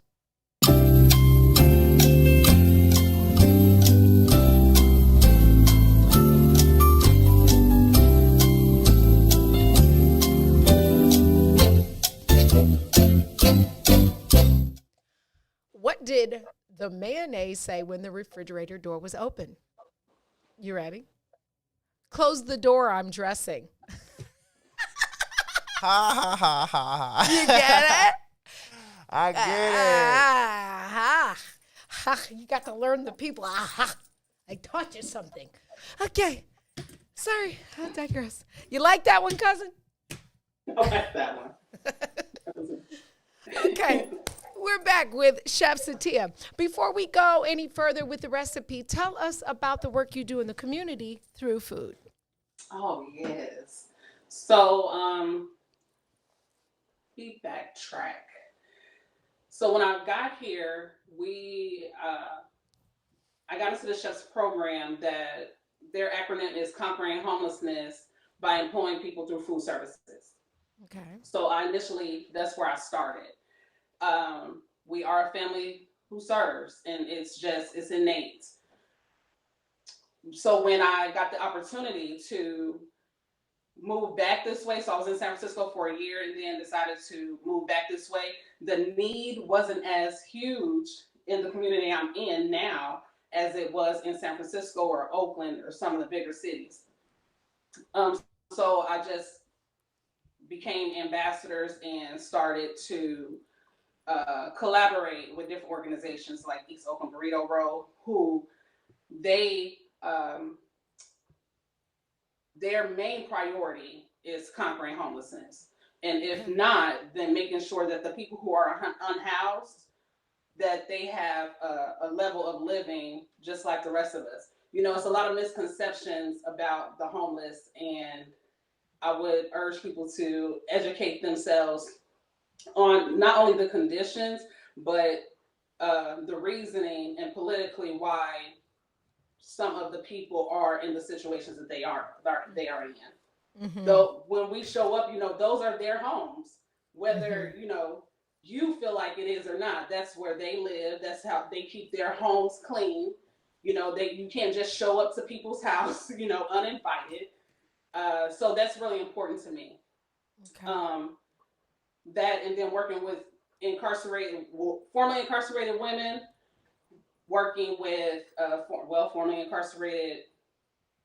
So the formerly incarcerated and homelessness some of that goes hand in hand too. Mm-hmm. People coming back and not having a place to stay, so then they become homeless, or not knowing how to function in society. So like you were saying earlier, how do I show up? One of the ways I do show up is people who are getting out of prison or who have found housing, is that I help them, like you were asking, how do you show someone how to cook? What is the reason for boiling water? What vegetables go well with what? What kind of foods agitate my digestive system? Those kind of things. So I collaborate with different organizations to do that. And whether I'm showing up to cook, or whether I'm showing up to guide, or showing up to just educate, that's how I show up, through food. Through food. And then also you mentioned earlier that you teach. Are you teaching, or is there like a series, or how would somebody connect to? Do you do like private lessons, or how does your educational piece work? I do. So right now, so I was working, I had a corporate position. So as soon as I left San Francisco, I got right back here in July. I got a position as a head cook, or just as a cook, a line cook. Mm-hmm. And like 4 months later, I was promoted to executive chef there. And this was at a retirement facility. Really high-end things, cooking for all these people that I didn't plan on cooking for, but I got I stayed there 4 years, and I got my education in that. Like I've seen it all. I've done it all. So in doing that, maybe 2 years in, I started to do like the virtual cooking or cooking in person. I became a personal chef. That's how I got with the USPCA. I became a personal chef and would do in-home cooking with people. Okay. Or I do cook for, meal prep. Okay. Meal prep for people or show them how to meal prep. So with the pandemic, I left my position at the 4-year mark during the pandemic because I knew I wanted to do this full time. That was not where I was supposed to be. I was there for that season, and then this is where I'm supposed to be now. So now I do it virtually. People contact me. I'm amazed sometimes. Really, word of mouth was help. Like that's how I sustained for 2 years through word of mouth, and now people are Googling personal chefs, personal Black chefs, traveling chefs. You know, I even would go on trips with people who have me, you know, show up or tag along. I think that's important. That's a good gift too, by the way. If you want to get your wife or your girlfriend, you know, hire a chef, hire a maid. I'm just putting it out there. Yeah, inform the people. Nephew, you heard that? Hire a chef, hire a maid. That's it's expensive, but that's a nice date. It's worth it. Yeah, because baby, then the amuse bouche after that. Jesus. Yes. Okay, and so you also have a T-shirt that you're selling. Tell us about your T-shirt, right. And I heard there was a little discount if you put a code in it. Right. So it is. The shirt is about amuse-bouche because amuse-bouche means, as Dawn said, is the foreplay. It's what entertains the mouth. It pleasures the mouth. It amuses the mouth. So the shirt is the amuse your mouth, and you take it how you want, but they're on the website. And you use code, you get them for $15 or 25% off with code Book of Dawn. Book of Dawn, one word, Book of Dawn. Yes. On 57north.com. And so let me just, you mentioned it, but I want to clarify. So so our, the name of her company, 57 North, is because when they left the city and moved downstate, Interstate 57. Direction north was how they came home to see our grandma. So who was the cooker of all cookers? The G. Yeah, for in real life. Yes. Man, you can still smell them yeast rolls right now, which I'm gonna figure out how to do those. We all gonna have to get in a room together. Yes. And just, yes. I know who got the secret though. Yeah, Auntie Vivian. I know. She over there acting like she ain't got it, but she got it. That's capital or lowercase Book of Dawn for the code for the discount. All capital. All capital. One word. Put some respect on my name. The first 3 people who buy it from this, the first 3 people who get it get a free box sample of the body butter. Just the first 3. So yeah, all things in Trinity. Let's keep it at St. Luke. Let's keep Jesus in it. Okay, so let's go now to I'm gonna repeat in case you didn't see the recipe. We have peeled ginger, garlic cloves. Okay, let's stop at garlic. Do you peel it or do you smash it? How do you do your garlic? I smash it, but I just buy them in cloves. Okay. For this particular recipe, you can use the whole thing, smash it and just put it in there because remember we're dumping it. Okay. So you take it out of its casing the bowl. You just pop it like that? Yeah. Okay. That's so I've always thought that you had to peel it and cut it and all that. And recently Mr. Milhouse is you just smash it. Yeah. Smells so good. All right, so we got peeled ginger, garlic cloves, lemongrass, lime zest or kefir leaves, low sodium lobster stock that can be substituted because remember she said you can do it vegan or you can do it with chicken if you have an allergy to seafood. 2 pounds of lobster meat cooked. She's using oyster and shiitake mushrooms. I think shiitake today in bite-sized pieces. Coconut milk, fish sauce, sugar, and lime juice. Okay? Right. How long are we boiling that? So it's basically done. So this is a soup. It takes probably 30 minutes from start to finish. Okay. What I have in here now is the lobster. So Okay. and then you know from the recipe that it's basically done. So you want to remove it from the heat and add the last part. So like the coconut milk, the fish sauce. You don't want that stuff to cook with it. It becomes bitter. Again, it changes the flavor profile, and that's not what you want. This is like a sweet sour soup. That's exactly what this is. So that's why you have the lime, the sugar, and then the fish sauce, because you want the sweet, the sour, and then the heat, which is optional. Okay. So you've done that. Okay. And I said you've done that. You removed it from the heat, and we're about to add lobster and coconut. Right. Okay. It's cool in here, so the coconut is right. Okay. And you've and the lobster meat, you can buy that.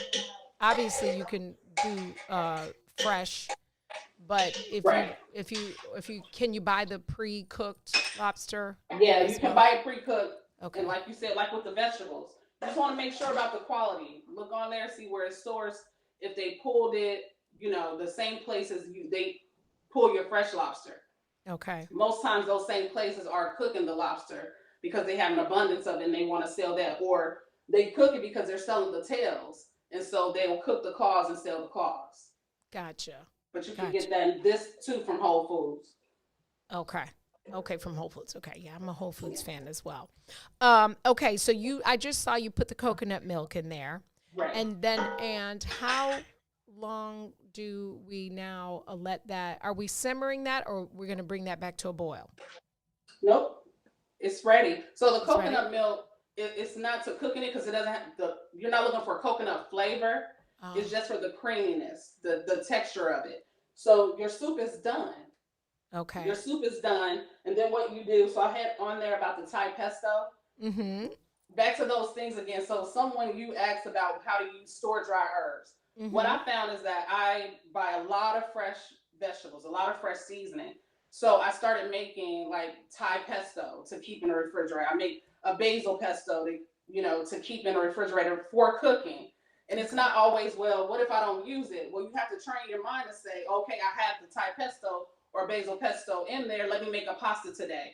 As opposed to saying, oh, I want to make macaroni and cheese. Let me go out and get all the ingredients for that. When you have it, too often we say, well, I don't have anything, to cook. And we do. We always do. There's a lot of stuff in there. And like it's expensive and it's it's wasteful. Like if you have the extra ingredients, I'm preaching to myself right now about the onions. Okay, you might as well. I guess I could probably, even if I used a half onion, I could probably saute the other half and freeze it and use it or refrigerate it because it would be technically cooked. And then my thought process of not leaving it. Okay, I'm preaching to myself. Okay, all right, well, I'm back. I just had a side. I did a Shanae. I had a sidebar conversation with Seth. Okay, so Tia's Thai pesto. You have low sodium soy sauce. Don't be fooled. The low sodium tastes the same, you guys, but there's great value in selecting the one that has a lower sodium count. Fish sauce, scallions, cilantro, rice vinegar, sugar, fresh mint, which is optional, sesame oil, minced garlic, and minced ginger root. And how are you? And you put that. How do we prepare that? How do we do that pesto? Just put it all in the food processor. Pulse it. It's done. Okay. That's it. And then get your good mason jar. I'm gonna get stock in mason jars. I'll probably start selling mason jars. Yeah. And put it in a mason jar and store it and use it. You can eat it, at breakfast. I have it with eggs, or we were talking about the avocado earlier. Stuff like that. You can add to tuna. Mm-hmm. We, as a culture, not just we often are very one note. Mm-hmm. For my tuna, I'm just gonna put in my eggs, my relish. My sister does a variation. She adds peppers in there, bell peppers, and then hot peppers. And I was like, man, this is fire. So then I started adding, the ginger and all that kind of stuff and just elevating it. And, so one of the events we have is like called Elevated Tastings. It's just constantly building on.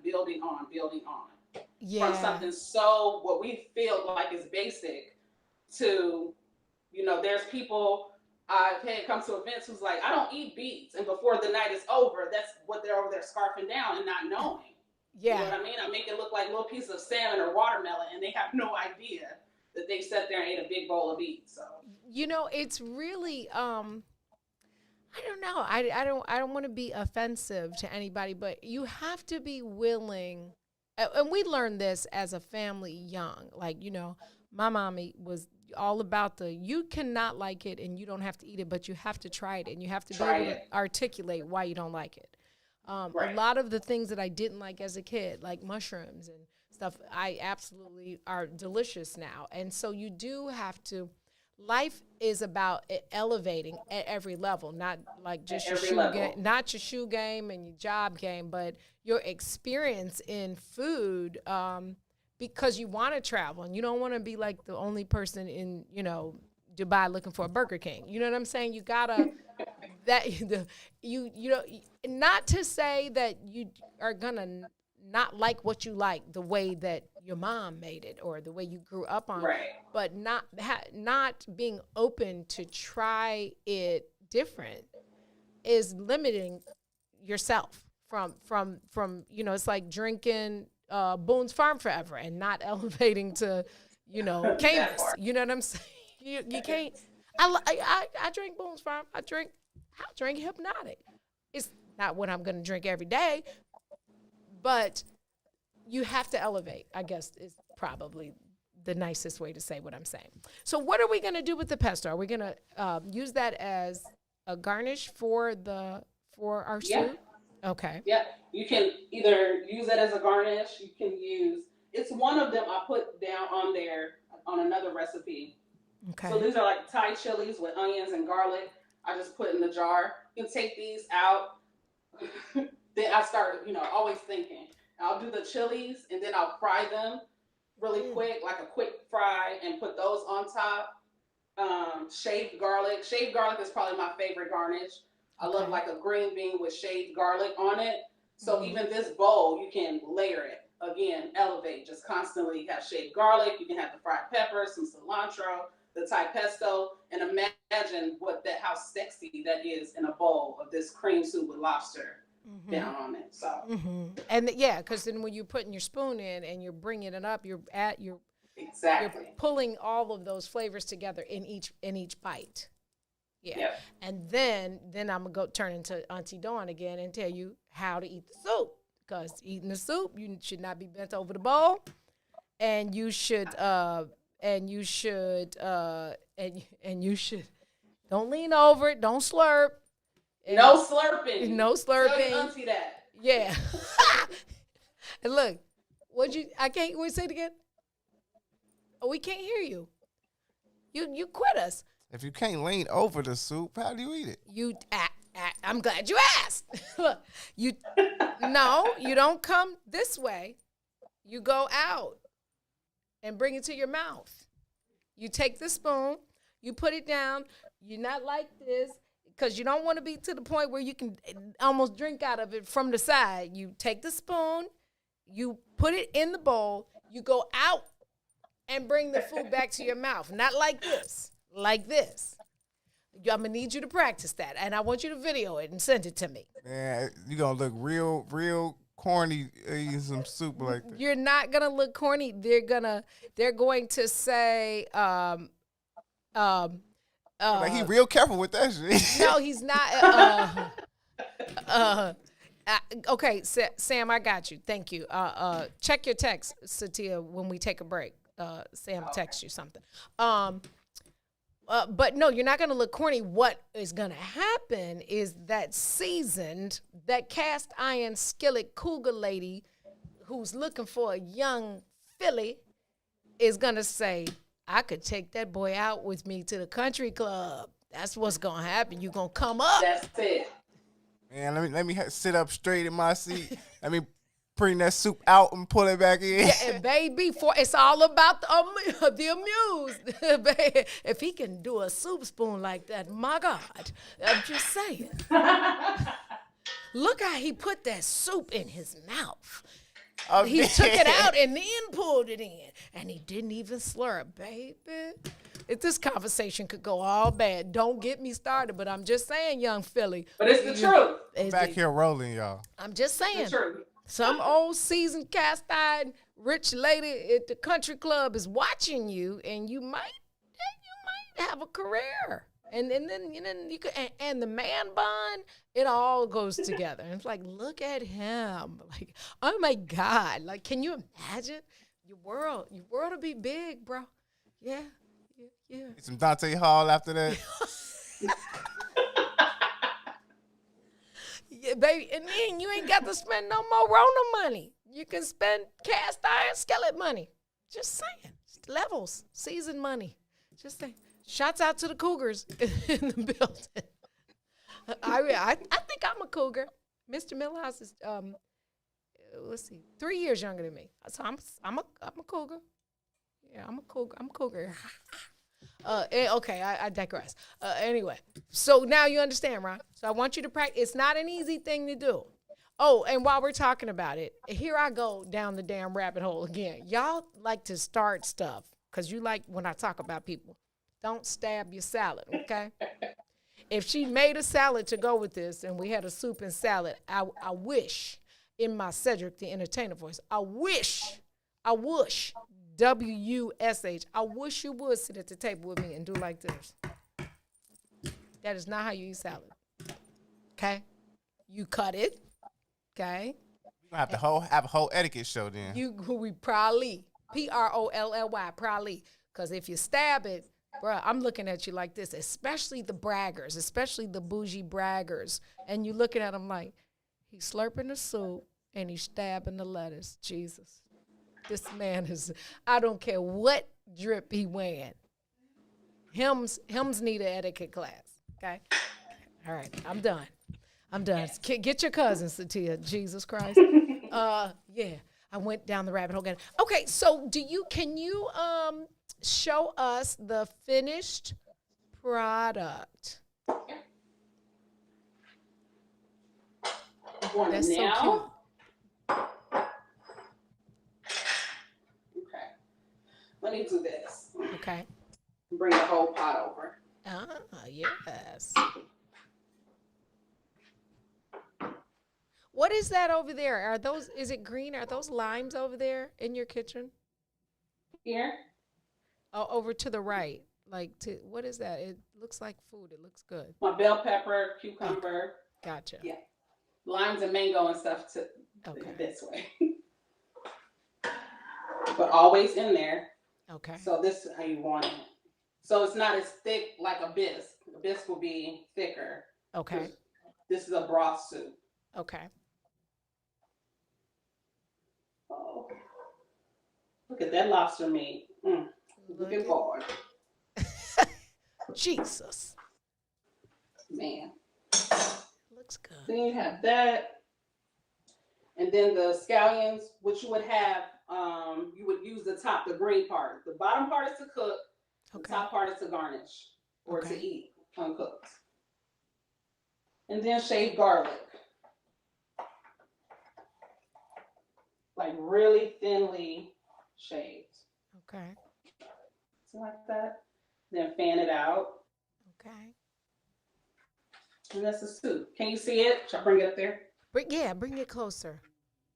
So we can slurp it. So you can smell it.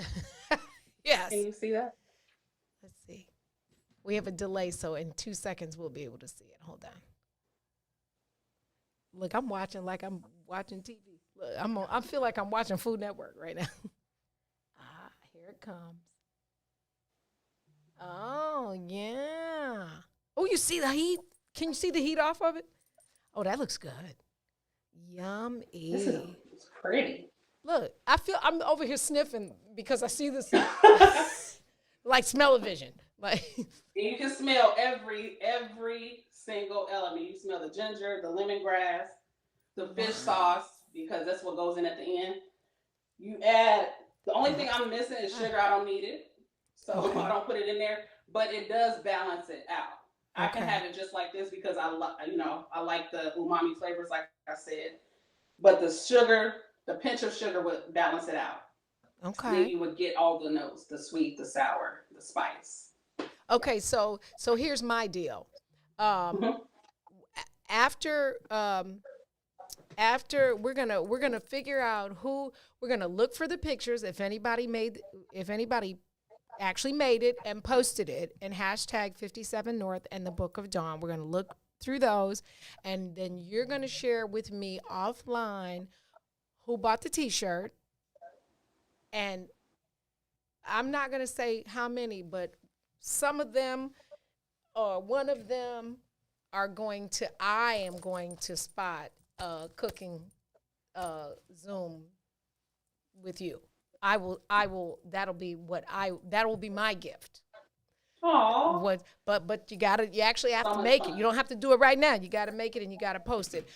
We are gonna take a break. We're gonna come back and wrap up with Chef Satia. Cooking with Chef Satia. We'll be right back. This is the Book of Dawn, y'all. WIFTBPM. The Chicago Legal Network is the collaboration of attorneys that concentrate in many areas of the law most needed in Chicago neighborhoods. The CLN lawyers focus on personal injury, criminal defense, and other issues. The CLN lawyers all average over 20 years of legal experience and are dedicated to helping the Chicago community. The Chicago Legal Network is committed to developing black lawyers through mentorship and co-representation. So if you were injured in a car accident, slip and fall, or injured on the job, or you need assistance with criminal defense, including driving violations and DUI, check out ChicagoLegalNetwork.com for more information or call 773-912-3545. 773-912-3545.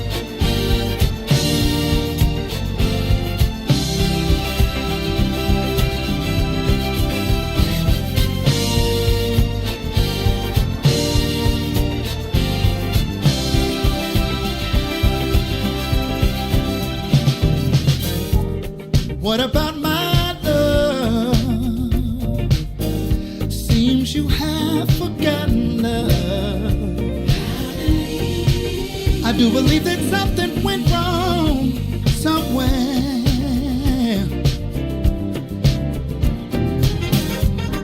What about my feelings? Do they mean anything at all?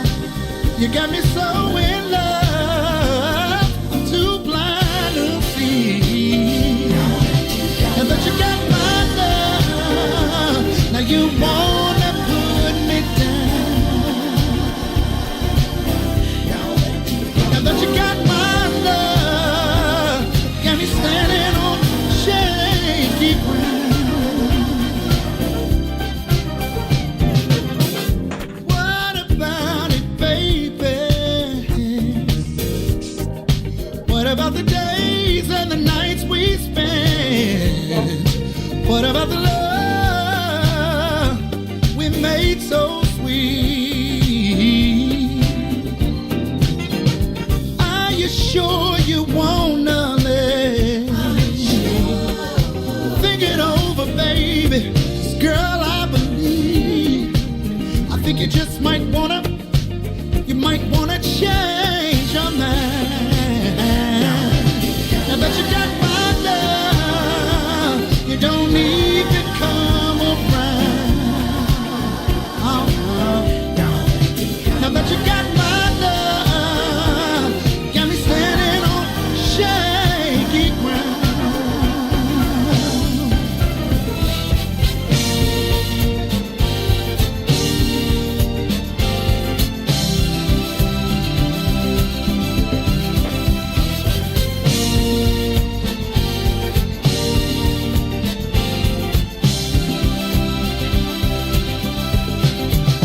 What kind of way is that to treat your man?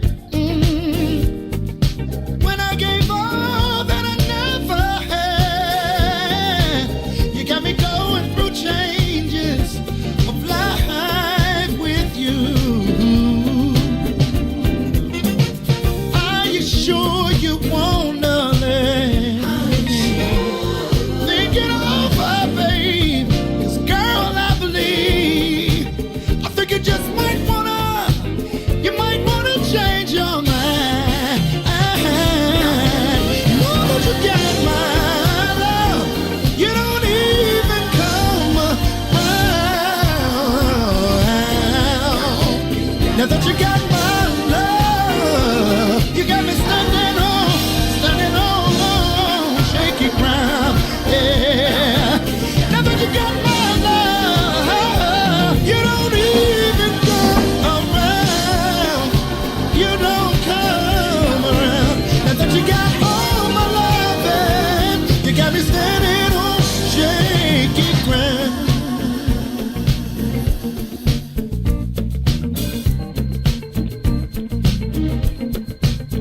Put your hands together.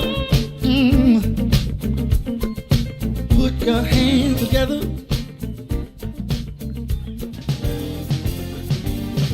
Before you leave out the door. Before you leave out the door. Baby, won't you change your mind?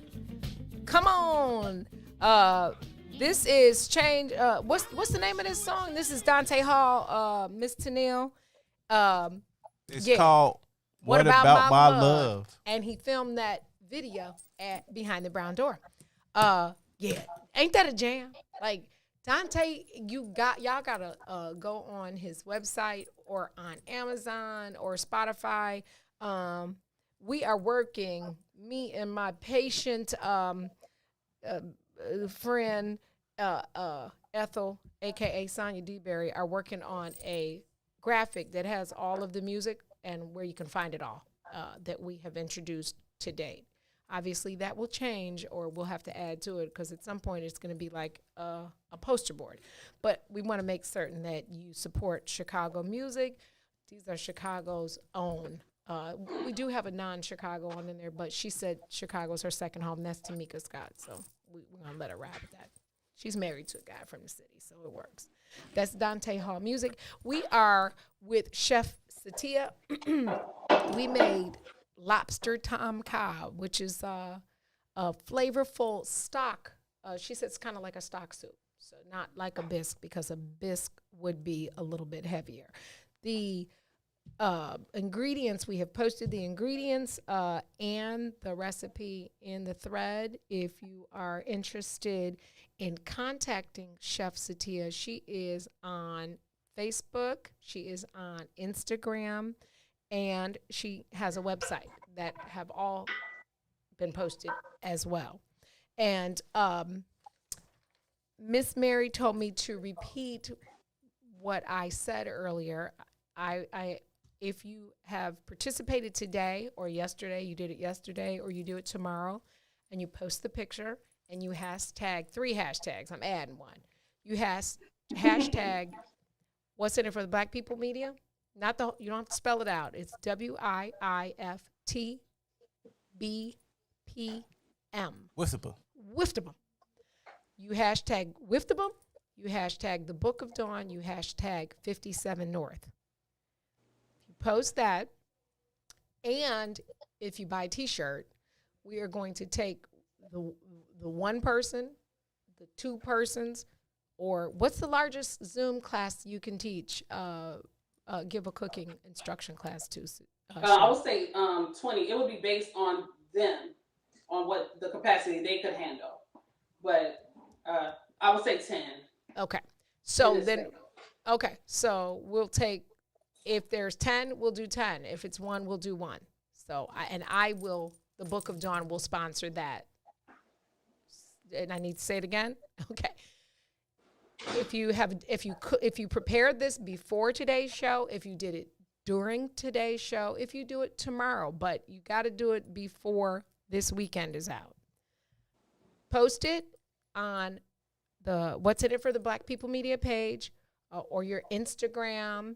You can at the Book of Dawn, at Wiftabum, at Chef Satia. But you have to add those hashtags, and you have to add so that we know that you've actually done it and we can see it. And or if you buy the t-shirt, the Amuse t-shirt.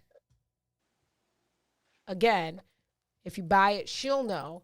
And whether it's 1 person or 10 people, the Book of Dawn, the Book of Dawn will sponsor a cooking instruction, and the details we'll let Chef, she'll have all the information on how to contact everybody, but I will sponsor that cooking class. How about that? So guys, you're in it too. And Alvin, it might be some cougars in that class. Right, nephew, you might. Hey. I can't. Chef Satia, thank you so much for waking up at the break of dawn. this morning and cooking with me. I am so proud of you. And she has mentioned, oh, by the way, I'm a gingeraholic as well. I hope too much isn't bad because I probably put ginger in everything. But she mentioned that I call them baby cousins because they're just one tier under. So it's levels, Granny had 11 children. It's a lot of us. So we are referred to as the Fraser gang. So it's a lot, and it's like tiers. So you have some uncles and nephews that are the same age, and some cousins, and it's black family. Yeah, we the same way. My grandma had 13. Yeah. So yeah, my oldest siblings are the same age as some of my uncles. So, but Satia and that crew are in the baby cousin. Technically, I might have to come up with a new term because now the baby cousins are our kids. So and we got babies, and we know one that is keeping the legacy alive, and that is Jeremiah Fraser. Amen. Okay.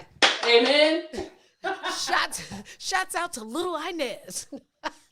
He is gonna kill me for saying that. And happy birthday. He had a baby turn 1 yesterday. He had a baby turn 1 year and 1 month in the same day. Yes, I went on you, cousin Jeremiah. He's probably gonna text me now. I'm probably in trouble for that. But okay, it's all right. It's all right, cool. Chef Satia, thank you so much. I am excited that post-pandemic I get to see you again. I might just go meet you in Vegas for dinner one day. I like that idea. We can put our masks on and meet in Vegas and gamble a little bit and eat some good food. Thank you so much. And we are going to we're gonna let you eat that good soup we're gonna live vicariously through you because my stomach is in my back right now because you made me starvish. But thank you so much. I love you and I appreciate you. And we are going to figure out what we'll be cooking next because we're gonna do this again. As a matter of fact, in March we're gonna start our conversations about wine. And when I spoke with Wanda yesterday, she said I would love to talk with Chef Satia so that we can do some pairings with her wines and your food. So I'm gonna make sure I link you two so you guys can have that conversation. I'll be there in June. Yay, in June we could probably have in studio guests, so that'll be perfect. So somebody tell Maze I need a kitchen at the studio before June. So we can bring her in here and cook. Thank you. We appreciate you. We love you, and we'll talk soon. Can we take a quick break so we can release her and then come back, and then I can talk about some more people's posts and how they need to clean up and not post on paper plates. Amen. It's Thursday. It's for the culture, y'all. The Book of Dawn. We'll be right back. WIFTBPM. What's up, good people? Y'all go accept my request on the page. So Why? Why would we do that? Why would we do that? I'm trying to do the survey. Why would we let you in? Why would we let you on the... You talking about the Iswiz Book Club page? No, why would we're going to let you in, Ron. You need to read. I'm with that. I'm definitely put you on. Somebody please let Ron in the Iswiz. Is it? I thought it was a public page. I don't know. I don't run it. I don't know who runs it. You got to talk to Shannon and Robin and... You say what? Y'all group private like it's something special or something. First of all, it is something special. Ass. Okay? There's something special. Okay, you know what I'm saying? Then you gonna talk it again. Don't get no punishment again now. Right. They already came in there like, look at her being nice to Ron today.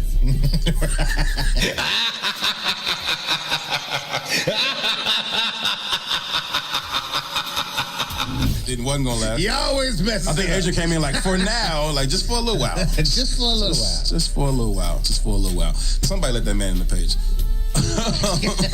Somebody let that man in the page, Robin. Please let him in. I said what I said. Herb and 2 right here on What's in It for the Black People Media.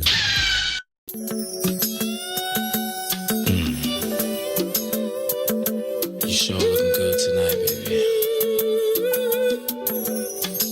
I just wanna, oh baby, I just wanna make sweet love to you tonight, baby. Come on, if you don't mind, you know. Let me tell you.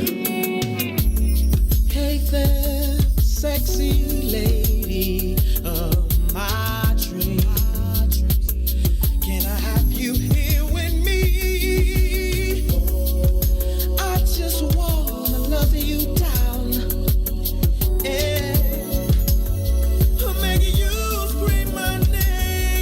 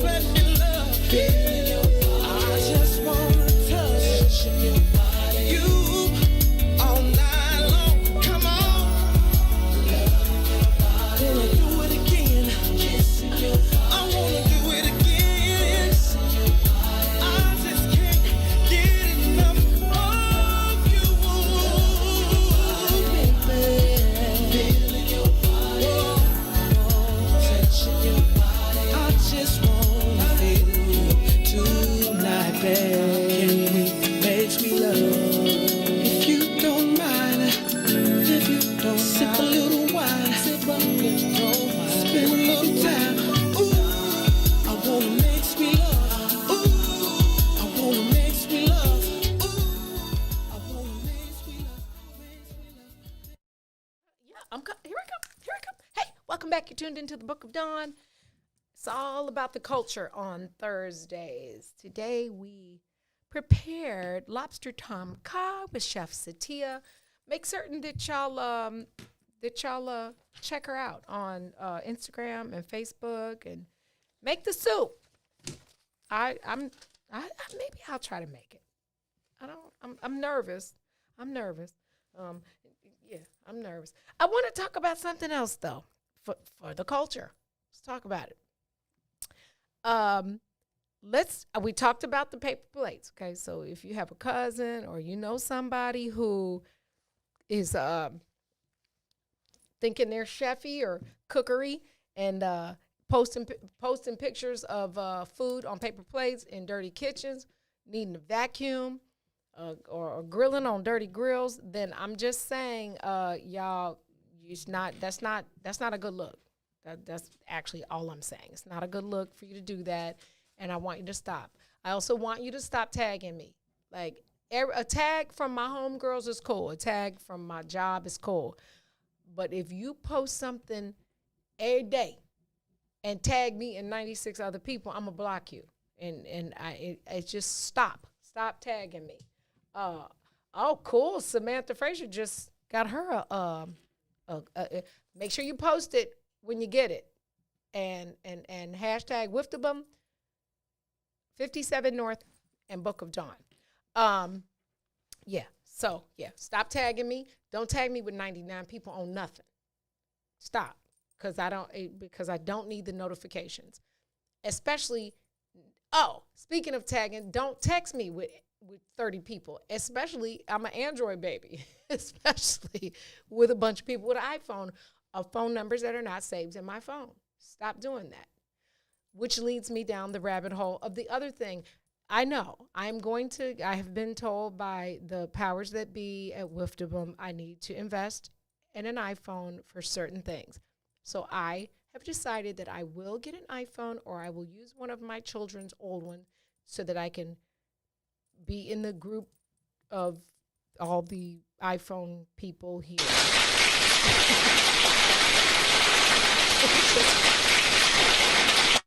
But you will not call me on it. It will be for work only, because I'm going to be Team Android for life. Like 50's TV show for life, okay? I'm going to use it for work. I'm using it because they say when you take pictures and you send them to us, they're grainy. I beat it, but I'm going to go ahead and, what the hell ever. I'm going to go ahead and do it.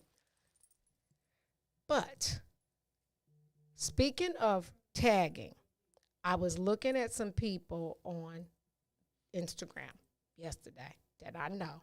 Many of them I know. Many of them, in their mind, are influencers. That's relevant. Because I started paying attention and getting a little bit petty, and so I want to share. If you're an influencer and you have like 90,000 followers or 20,000 or 10,000, and you're posting pictures and your average likes are like somewhere between 100 and 300, and you got 90,000 followers, what's that percentage? Can somebody do that math for me? What? It's like 0 point something. Right. 0.09. So now, like, my daughter, the millennial, she like posts something and she got like 800 followers, 900 followers. She posts something and in like 4 hours, she got like 600 likes. I'm like, now that's influence, okay? When you got damn near as many likes as you have followers on a private page, that means nobody from the outside can like it. And nobody can, what they call troll and like. That's real influence. Real influence and real support. Absolutely. But if your average is like you got 10,000 and you getting like 100 likes, I really, that's not influency. That's not, don't stop calling yourself that, okay? I need you to look at the number of likes for real influencers. Not to say that you can't get there, but when real influencers like the Kardashians and like other people put a post up, and in less than 6 minutes they got like 110,000 likes. Like, that's influence. That's a good sign for people who not influencers also. Like, you know who your real friends are. Just look at your likes compared to how many people you got in your friends list. Not even if you're influenced, just pay attention. Right. Keep that third eye open. Yeah. So just know your worth. That's all. And if you're doing it, I'm not doing it for the likes. See, you have to determine why the hell you're doing it. If you're doing it for the likes, your feelings should be hurt. And if you want me to identify you publicly, just let me know. I can and I will. Cause I post what I like. You ain't gotta like it. Like, I'm not posting it with saying, ooh, I wonder if I get, because what I've learned about social media is that people like controversy, they like petty, and they like the petty, because I can post something that is hella funny and hella sarcastic and it go damn near viral. But let me post something about buying some popcorn for a charity. Not so much. So you have to take it all in. You have to know the value of it. Like, I literally, on purpose, sometimes I'll post something that is mad funny. And when I tell you the response is like, share, like, hella. And then in the same minute or 10 minutes later, I'll wait some days so that there's some time between the posts, so that when it happens, it causes you to look at it. And it's like, hey, donate to this charity or volunteer here. The first post was a bait post. I recently did that on some petty stuff, and I deleted everybody who followed the bait post and not the other post. Yeah, because, like, come on. Oh, and you know what else gets mad likes? Post yourself halfway naked. NEKKID. You talking about likes. Jeez, likes and inboxes. You liking some ish, you don't even know if it's real. With all these phony booties and stuff, you don't even know it's real. I mean, I'm not into the, get the stuff game. Like, that's too much maintenance for me. Like, y'all know that I'm the ponytail girl. So, and usually the sneaker, the boss made me, actually comb my hair every day and act like I had some home training, because I'm good with some sweatpants and a ponytail. May's like, yeah, girl, with the point.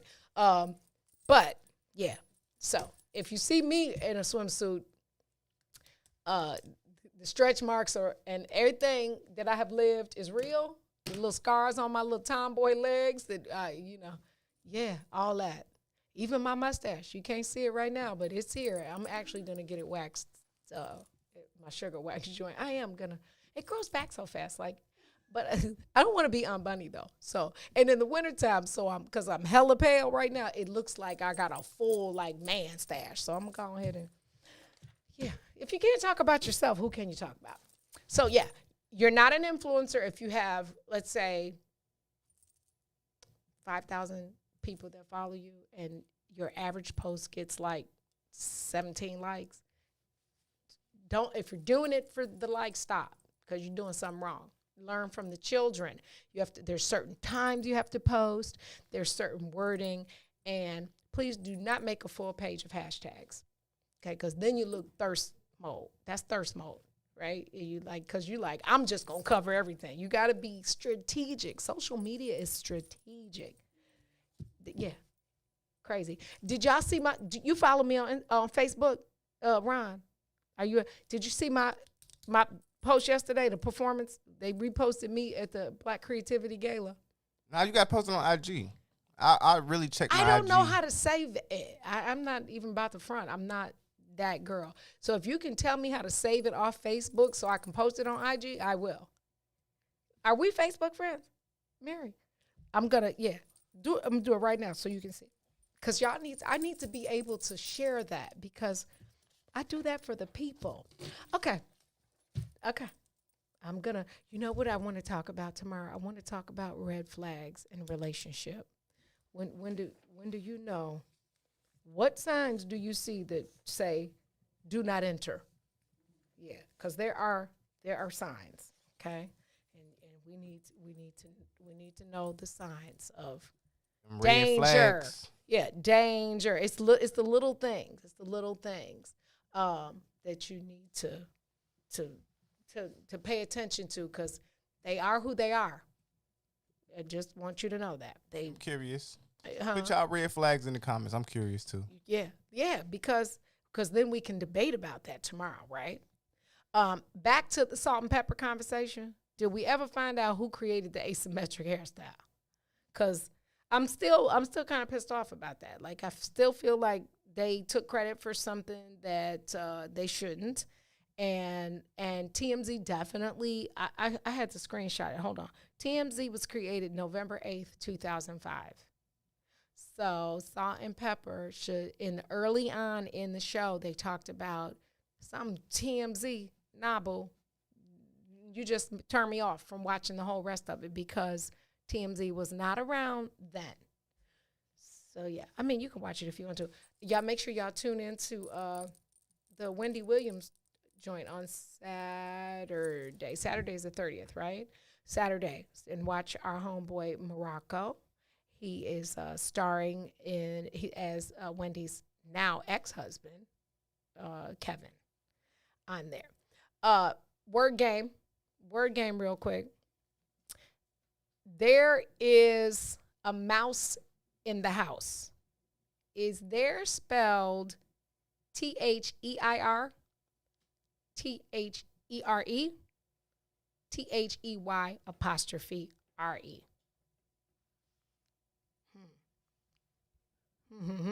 How is it spelled?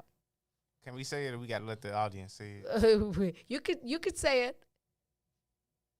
There is a mouse. The're. Because it's a place. What school did you go to? CPS. That's good. That's good. I'm proud of you. Yep. And you know what? And our viewers are intelligent as well, because they are saying the right answer. There is a game called Word Collect on your phone. There are some commonly misspelled words in the English language that we don't always catch that we should. So, play the game. Play the game. Ride with me. Anybody find, I'm real curious about this asymmetric question. So if y'all could find that would be, if anybody can find. I'm looking it up, and it's funny. I haven't found the where it came from yet, but the picture they use is an Asian lady. Well, that wouldn't surprise me. Oh. Because they still wear it. A lot of, yeah.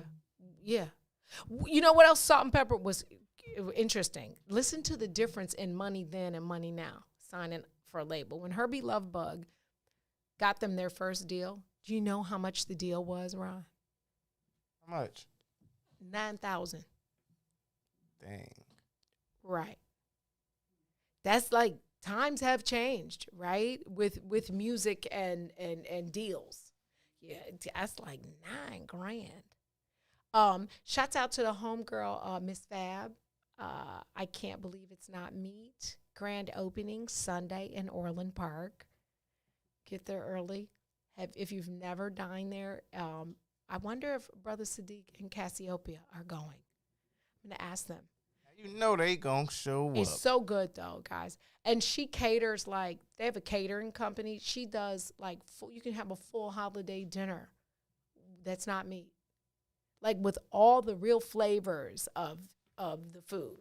Yeah. So grand opening is Sunday in Orland Park, right on LaGrange Road, in the old Bar Louie joint. Bar Louie put a lot of money in that place, and it didn't stay open very long. And this is pre-pandemic, but that's because I don't want to talk about Bar Louie, but you know what? It changed. Bar Louie in Hyde Park was the club. Like, it was. Did you ever go to Bar Louie in Hyde Park? The one that was on South Shore. Yeah, so it was so ratchet. It was super ratchet, super ratchet. And the one in Matson is It's The Orland one, it just didn't fly. And the one downtown is bad too. I don't like them. You either. talking about the one over there off Polk or the one up off north? Polk. Okay, Polk. that used to be the bomb one, but the one up like on over by the House of Blues or near there, that one is clubby and ratchety too. Yeah, I don't know what happened. Bar Louie just got ratchet. You know what they did? They did what I refused to do, and many other people refuse to do. When you have a place, when you have a venue, you can close down and have private events and have promoters come in and do stuff because there's definitely money involved to be earned. But you have to know who your client base is before you decide to just go for the money. Because at the point you go for the money, your client base is going to get turned off because things happen, liquor and, people and things happen. And then when you turn off your client base, you're in trouble. You're going downhill. And I think that might be what happened to them because they start going for the let's pop bottle kind of day party and it wasn't a mature group of people. And so I think that people that traditionally supported places like that got turned off. Just all money ain't good money. It's really not. It's hard to say. And memes. I have a question. Do y'all know who created the memes with the brother and the sister? That came from a Regine and Wild Lucci picture. Okay, but who is creating these joints because they're hilarious? Everybody. I can't find like one site with all of them. And if y'all don't know what I'm talking about, it's like the girl says, I wish you could see this. She says, y'all buy shoes? And the guy says, yeah, we are selective though. What you got? She replies, oh, okay, cool. I don't wear these. I'm trying to get 150 each. She got 2 pair of Jordans right here, right? And the next picture, he's turned around and walked away. Like they're the funniest memes, some of the funniest memes I've ever seen.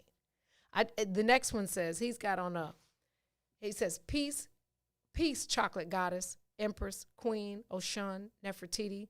My third eye felt your radiant energy from across the room, and I came to say, and she got the neck look, and he said, then the next thing he says, wait, where you going? Because she's turned around and exited the room. Like they're hilarious. Whoever is creating them is definitely in the brain of some of us. Just have to say that.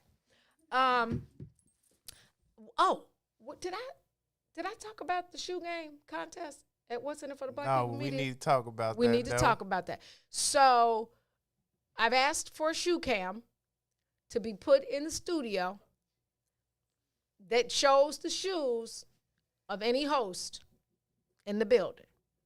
Because there's a challenge on the table. The producers too, because Ron, I'm going in. The producers as well.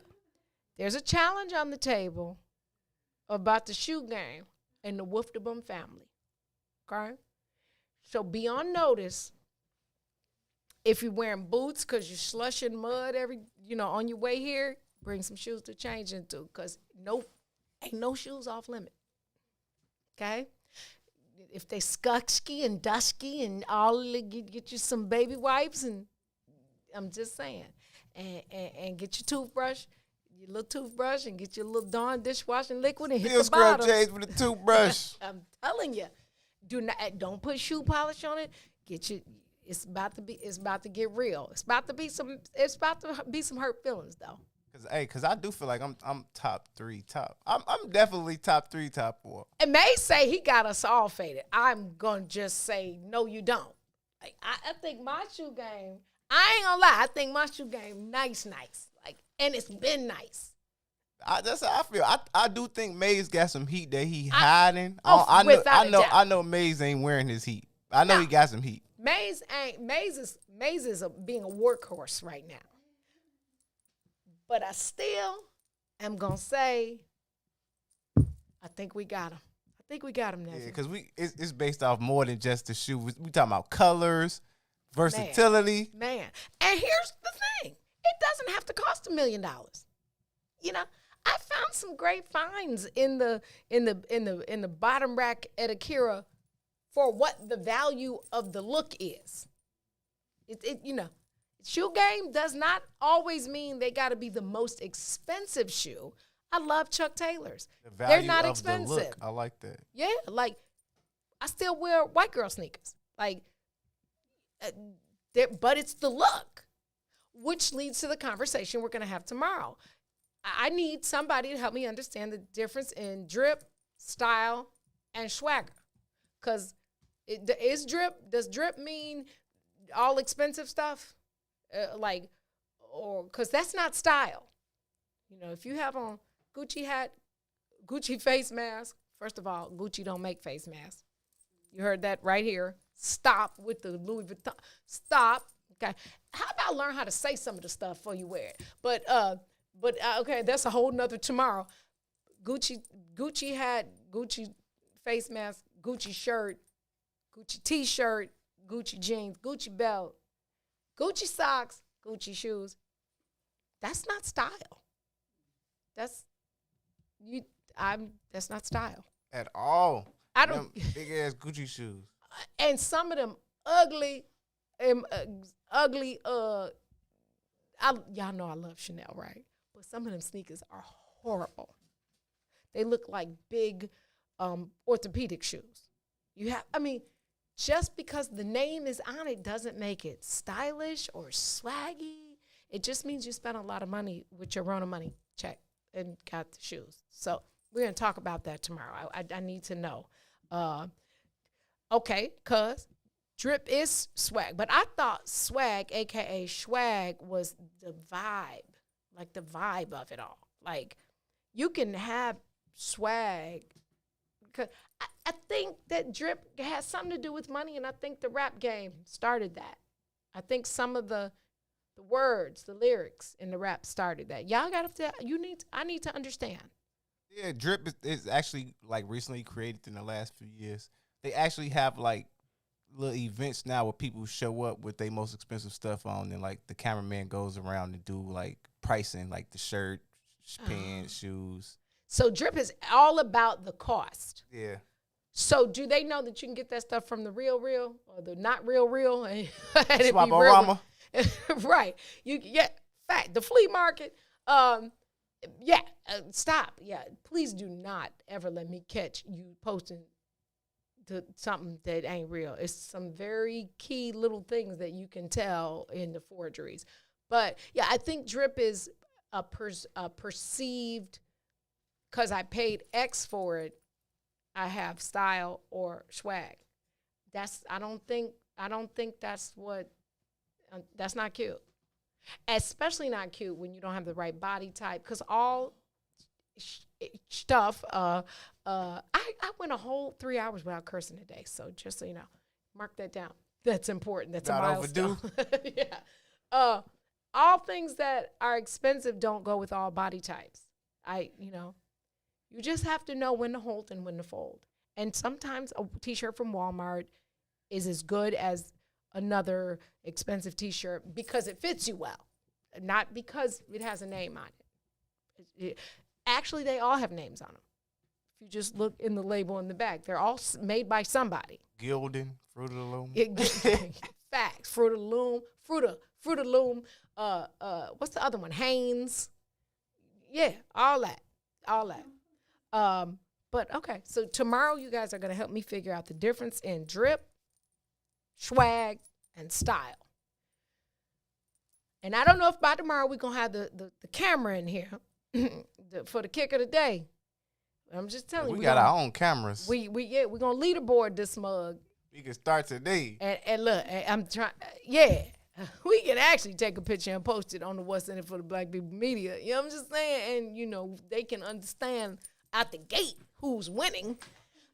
In my Africa Porter voice, winning. Yeah, I'm just saying. Shoe game, you got to. The boss said his shoe game is nice. I said, I don't doubt that, brother.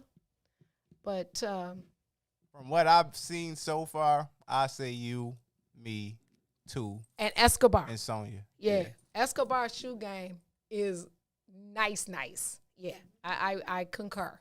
Me, you, 2, and Sonya. Yeah, I'm thinking, yeah, that's 2 and 2. Yep. Did the door open? I don't walk that more, so I don't really worry that much about my shoes. It's the whip, thank you.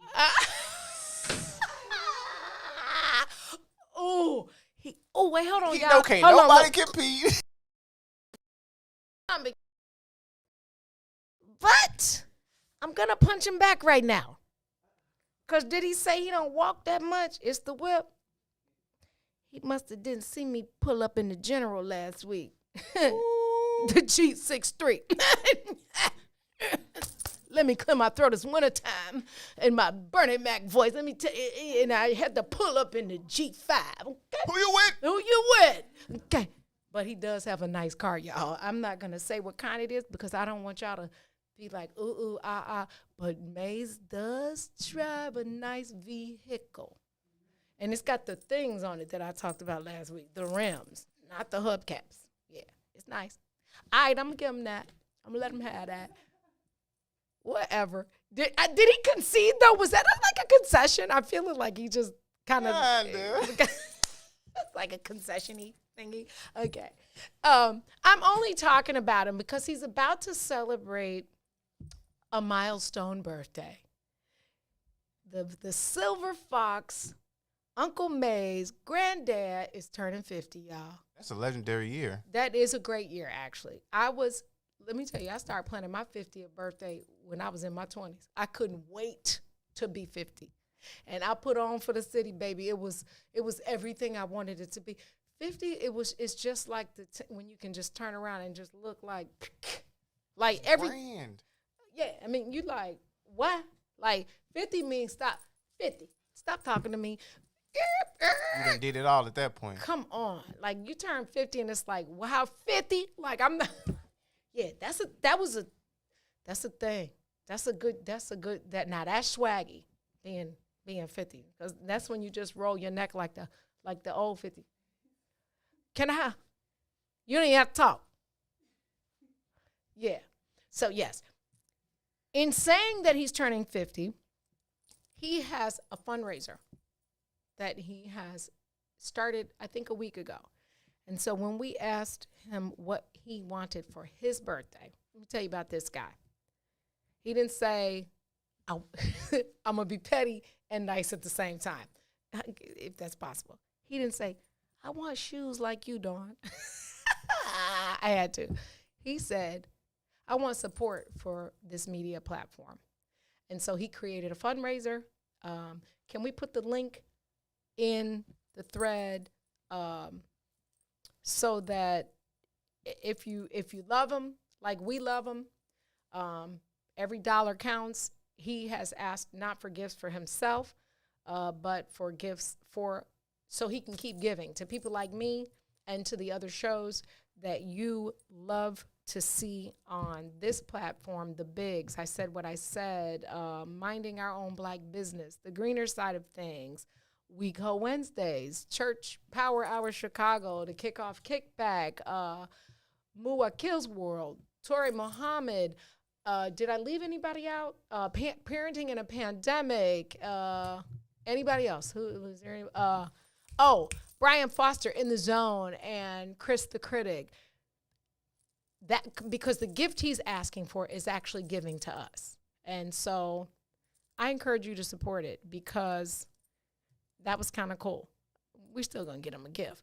But the fact that he didn't selfishly ask for anything for himself speaks to the character of the legendary winner of the card game and loser of the shoe game.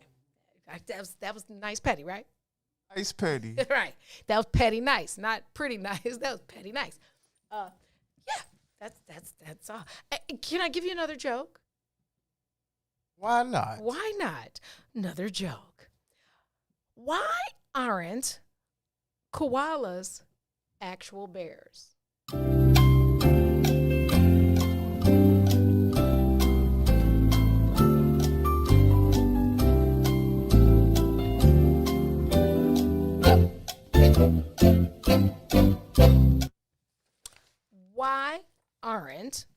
koalas, everybody know what a koala is, right?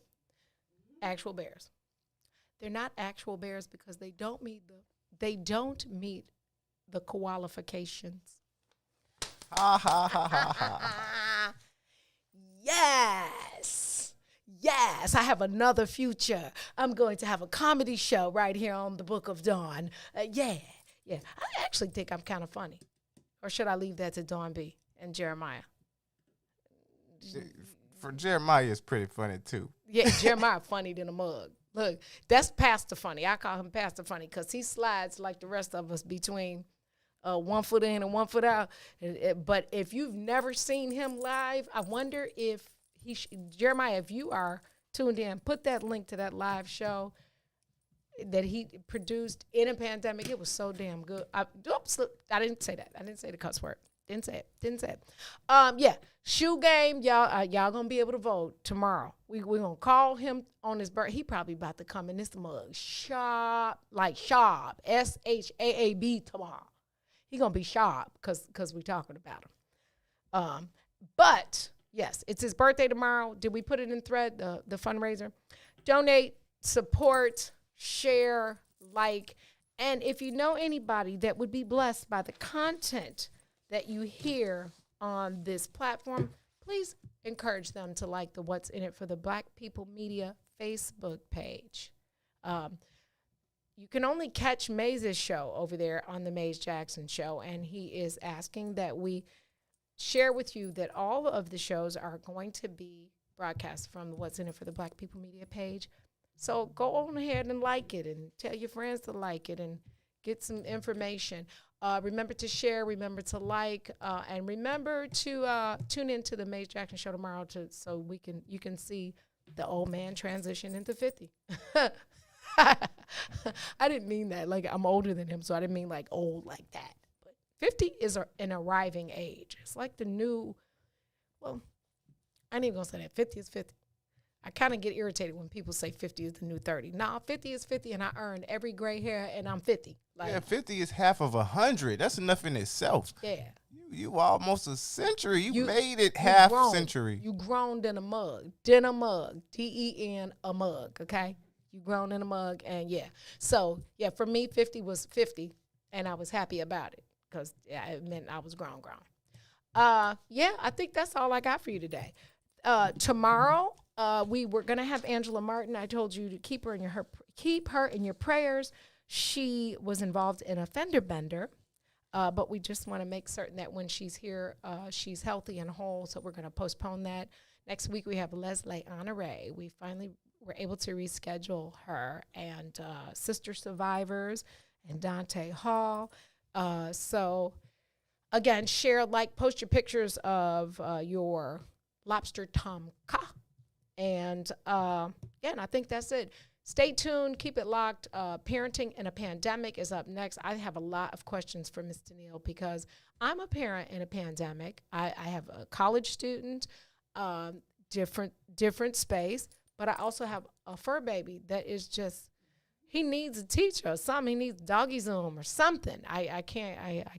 I honestly can't imagine having a elementary school age child in a pandemic because I never had I wasn't that mother.